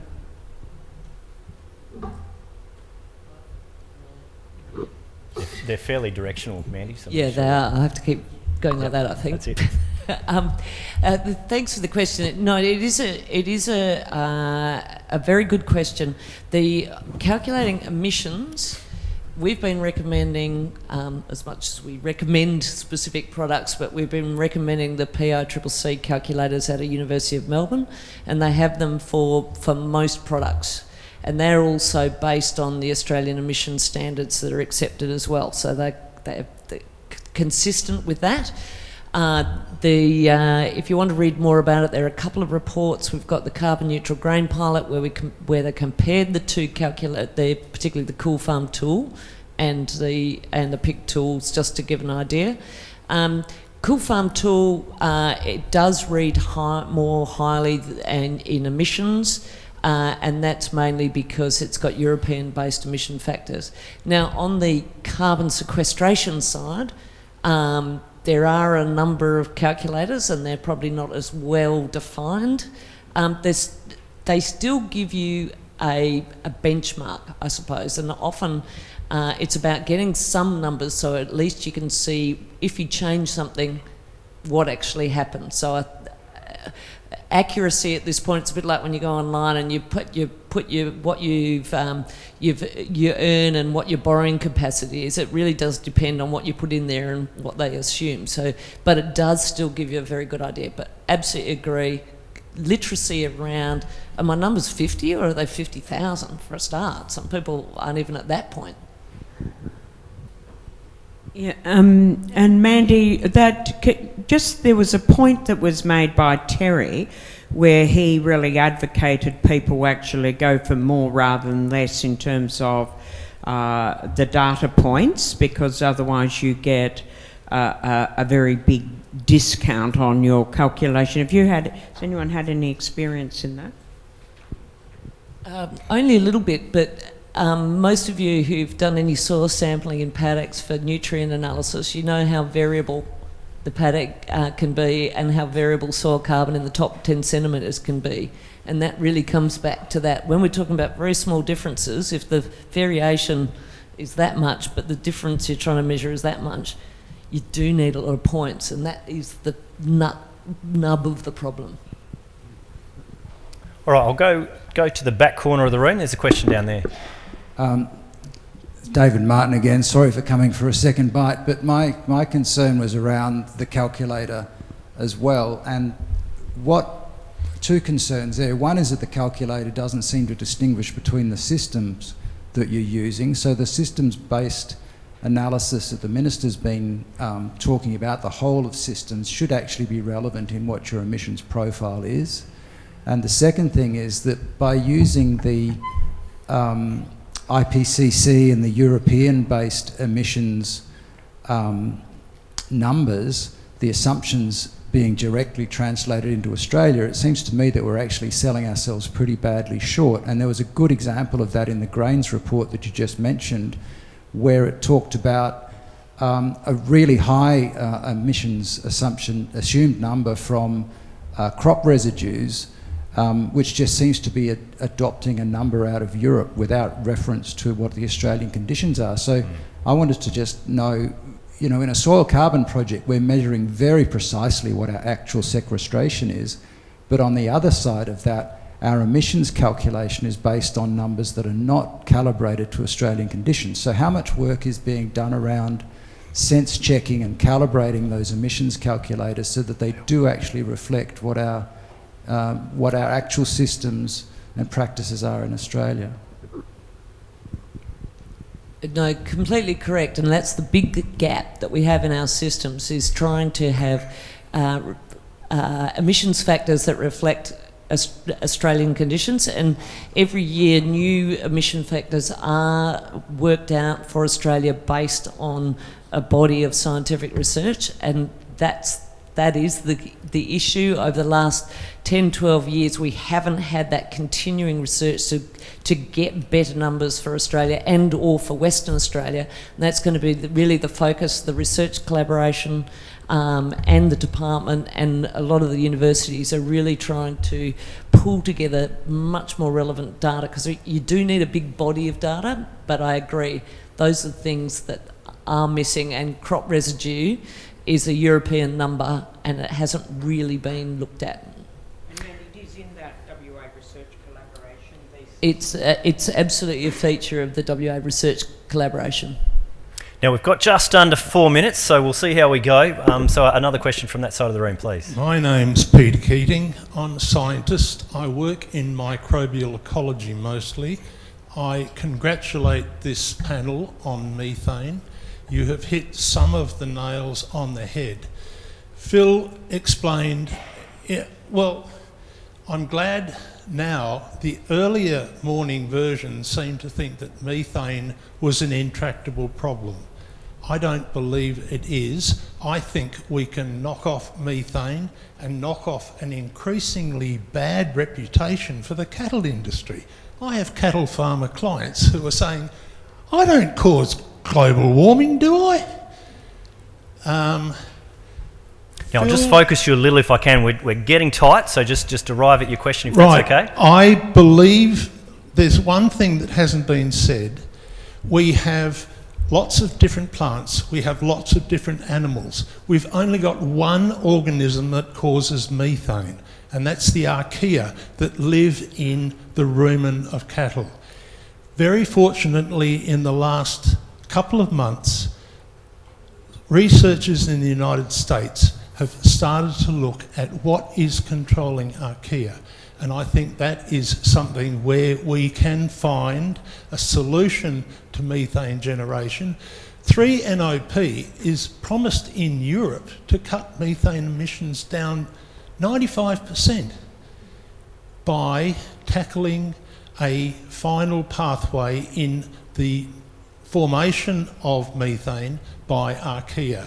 If you can knock off the archaea, you don't have a real problem. And one final thing that seemed to be missed, the Chem Centre in Western Australia is very adequate at characterising the properties of meat in terms of the fatty acid compositions, the protein, the fibre. So, yeah, no, that's a very good point as well. So, Phil, did you want to just quickly touch on the archaea as well? Oh, just to say, look, I agree, and there's methanotrophs in there too that are interesting. But yeah, I could only agree that there's plenty of things that are being done, and I think some high risk, and we've got to do those. We cannot be doing safe research all of the time, and so we need a nice balance, but I genuinely think there are some opportunities there that are being explored, and I can only just agree with you. Yep, if we could tackle that. But it is also still an issue around hydrogen. So on some diets, I was actually talking to Dave at the beginning of the day, that not all of those things work as effectively on very high cellulosic diets, and there'll be some limitation in the rumen about removing that hydrogen. But what's encouraging from the Asparagopsis and 3-NOP work is that I think we can push it much further than anyone thought we could. And there is, I'll give the online audience one chance to get a question in, because I think maybe Alannah could tackle it. So Alannah, it's the question is, are there plans to publicly and systematically counter the anti-meat messaging coming from vegans and corporations and vested non-meat interests, and possibly tackle that from the WA government level?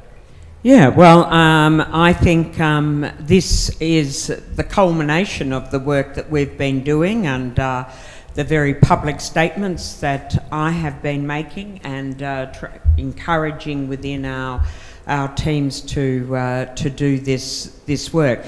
And as I say, I think I think it is very important to really challenge that.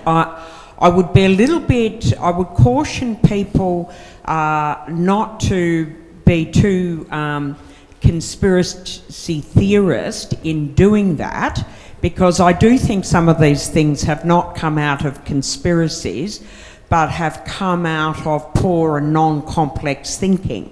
Rather than out of conspiracy, and that there are many people that are going down this pathway and not eating meat, and they genuinely see these stories and move to it, and then become these great advocates. And that's why I think it is really so important for us to actually get our head around the whole story, and I think it's really important for us to understand the complexity of this nutritional story. I don't think you can underestimate the importance of understanding that as part of this story of saying, well, look, livestock, we have co-evolved fundamentally with the livestock that we are consuming, and really understanding how deeply our biology is depending on these things. And my argument is here, please, I think we've got to go out very much on the front foot. That's why we've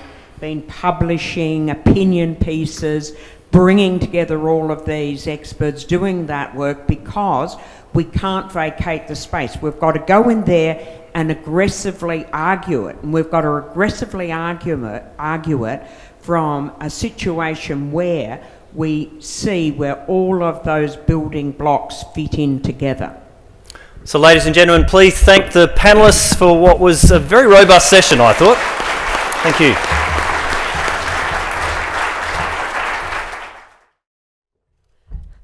Our final speaker for today is really going to round out some of the conversation. Is Eileen Liu. She's the Regional Development Director at the Wheatbelt Development Commission and has been working in the government for over 20 years, both in Singapore and Western Australia. Recently, she's just returned from New Zealand, the US, the Netherlands and UK as part of a Churchill Fellowship to investigate the drivers and incentives for regenerative agriculture, focusing on consumer and investment sentiment, supply chain opportunities and innovative financing mechanisms. Eileen.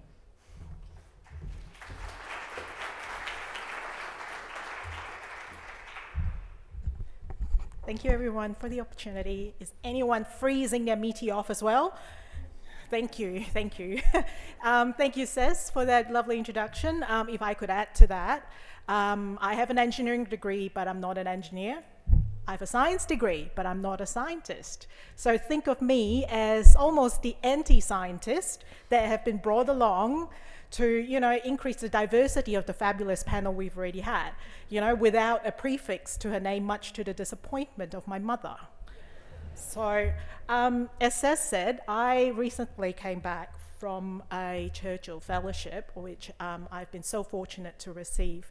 So I've travelled across 12 cities in, I forgot now, New Zealand, the US, EU and the UK in 6.5 weeks. So I met with 23 wonderful experts across the regenerative food systems, talking more about the post-farm gate side of things, the investments, the corporates, the certification program, supply chains, and they are all from a range of investors, food and fiber companies, academics, not-for-profits, and also industry groups.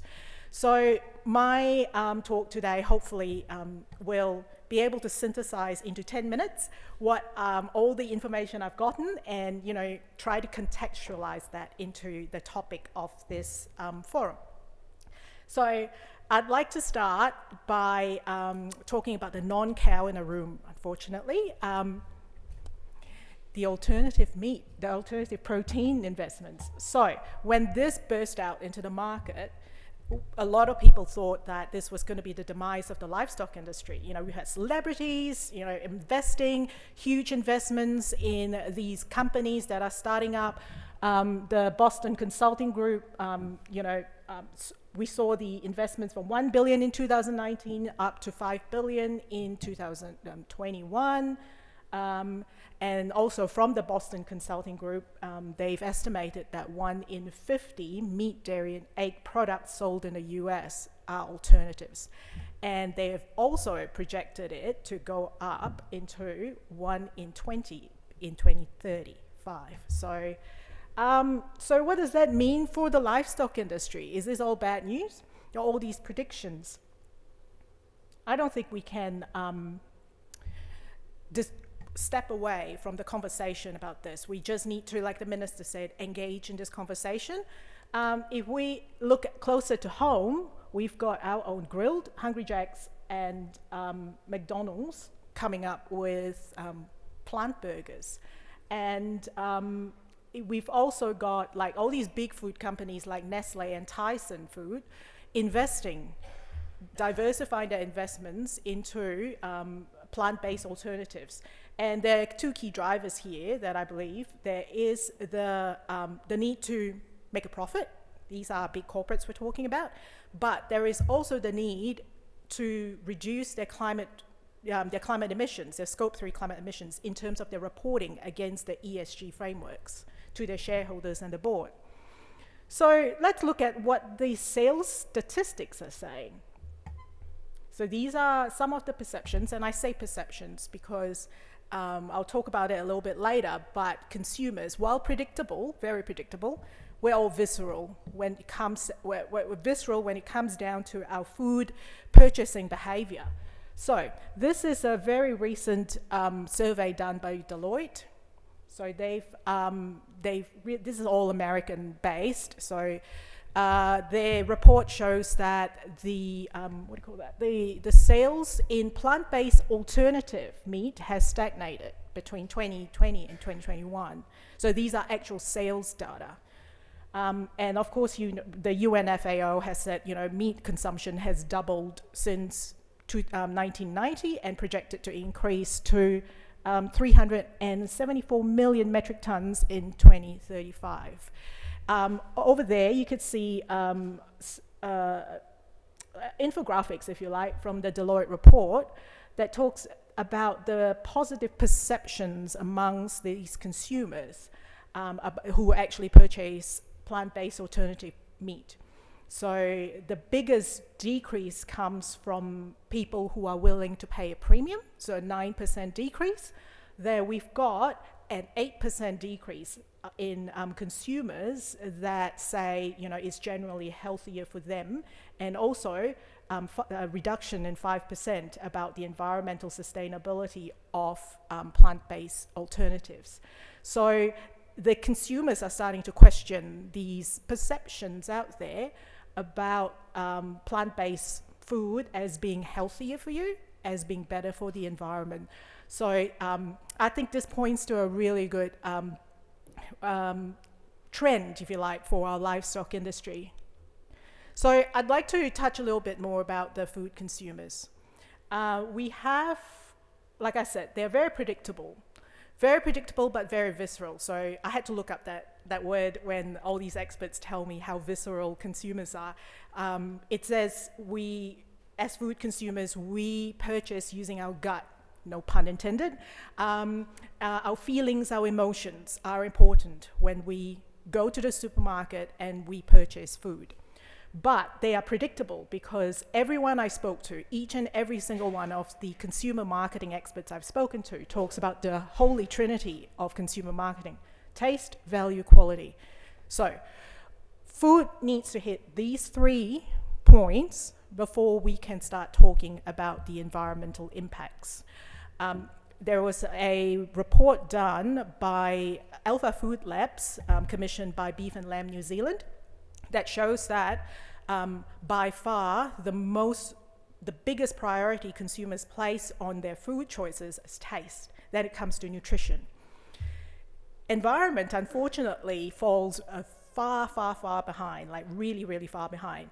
And it's not that the consumers don't care about the environment, it's just they care much less about the environment. And of all the environmental impacts that our food makes, they are most concerned about climate change. When you say climate change, it resonates with them. So I've put up also an example of, this is an Australian company, so it's Roots Regenerative. I saw that in Singapore. So if you look at how they're marketing their products, it's very short, very sharp, very targeted.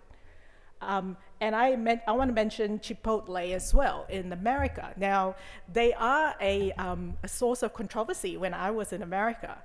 In 2014, they made a commitment to source 100% of their beef from grass-fed sources. So in America, there is not enough grass-fed meat to supply all their stores. So they have been importing a lot of their grass-fed meat from Australia. So that did not resonate well with the American livestock industry, but it opens up opportunities for us. So Chipotle has done that because there is a perception out there amongst consumers that the grass-fed, the 100% grass-fed meat is healthier for you, and it's also more, the animals are raised in a more ethical manner. So I just wanted to quickly, oh, I've got 2 minutes left. Yeah, quickly just touch on what it means for our livestock industry. And I want to also say that when I was traveling across the world, our agriculture industry is really well regarded. When I say I'm from Australia and I am here to talk about agriculture and I'm in the agriculture sector, very well regarded, very well respected. So it is a testament to all of your work. So the first thing I would say is data is king. So everything we talked about here is getting the data right, getting the data to demonstrate the impact that you've been making, not just in terms of carbon emissions, but also the impact on the soil health and all those things. Those data is very important for investors and corporates to report against their Scope 3 emissions, to report to their board and their shareholders under their ESG framework. And of course, the scientific underpinning of soil health and nutrition. You speak to the consumers that way. So consumers place a lot of priority on the nutrition value of the food that they purchase. So linking that between any practices you have to increase nutrition would really help drive those beneficial practices. So I've got this same same screenshot of what Anne has put up, and I was fortunate enough to meet David and Anne when I was in Seattle. I want to say to Debbie that the Bionutrient Association in the US actually has a very good report, which this screenshot comes out from, that defines the nutrient density and what it means for beef. So I can point you to that later.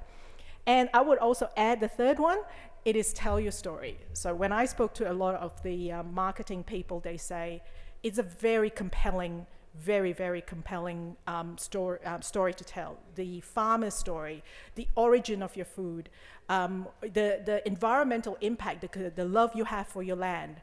That is a very important thing to tell and to communicate with consumers, and it does resonate with them. So just wanted to end by saying there is hope, I think. There is a hope for our livestock industry, especially with the major investments that are going on and the major trends and focus on regenerative agriculture globally. I've named 3. This is from 2019, a little bit old, but I think if you redo the numbers, the scale would be almost the same. So these 3 companies up there, Nestle, PepsiCo, and General Mills, have made commitments to advancing regenerative agriculture across their supply chains. So their sales revenue combined in 2019 is equivalent to 8% of Australia's GDP. I mean, you think about that. The amount of investment into the commitment to regenerative agriculture is massive. And it is good for the livestock industry because, as David Montgomery said earlier, one of the key practices of regenerative agriculture is the integration of livestock. So the story of the livestock is very good. It's going to be integral to the whole system. And I just want to put a little plug. My report comes out early next year. So if you want to know more, it's only a snippet of what I have, all the information that I have gathered. But if you like to read my report, it'll come out next year. Thank you. I would also like to say, Minister, thank you so much for your passion and leadership. The Minister's support has been absolutely wonderful. I would not have been able to go to the Churchill Fellowship without her support, and I can see the lasting legacy you will leave behind after this. Thank you, everyone.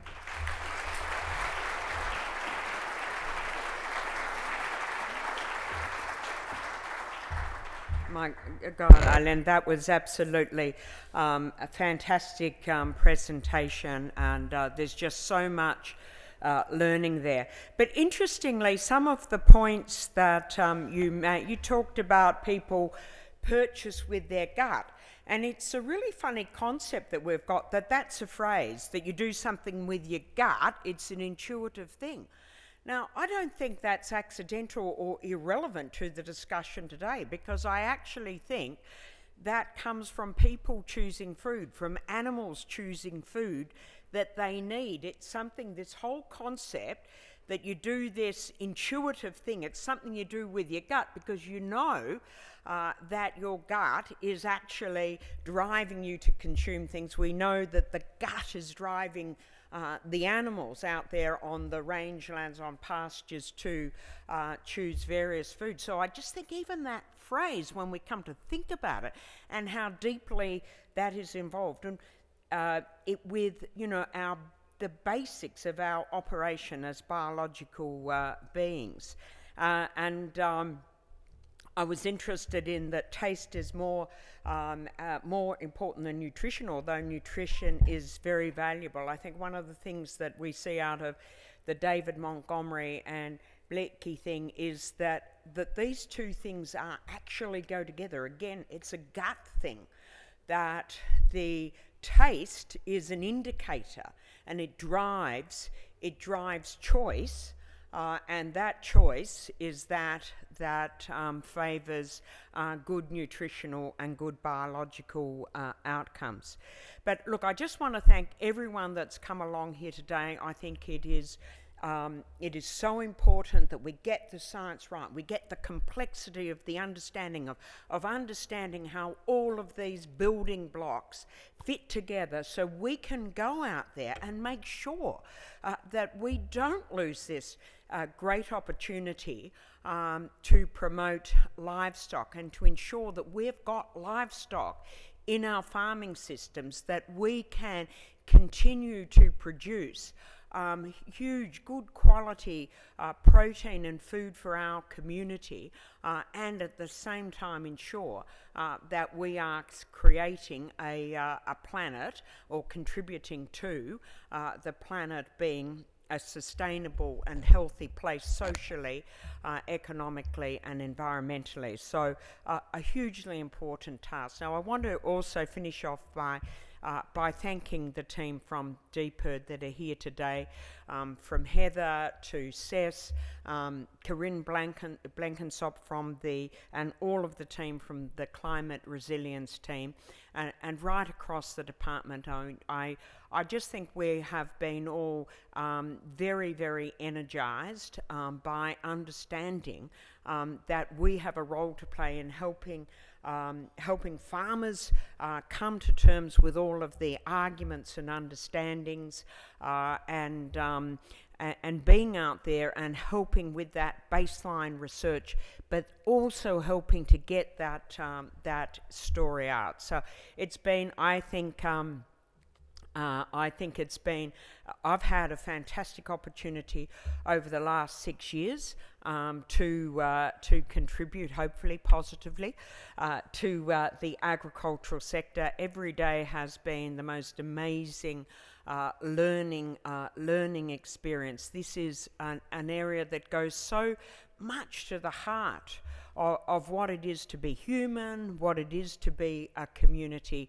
It is truly the most exciting area, and you can see why all of our fantastic speakers that we had here today are so engaged with this project. And to all of the farmers out there that are really trying to get on top of this and be part of this proud movement to ensure that the world has top quality, nutritious livestock to take us forward, and to make sure that we've got a healthy environment. Thank you all very much. And again, thank you very much to the department and all the work that you've done.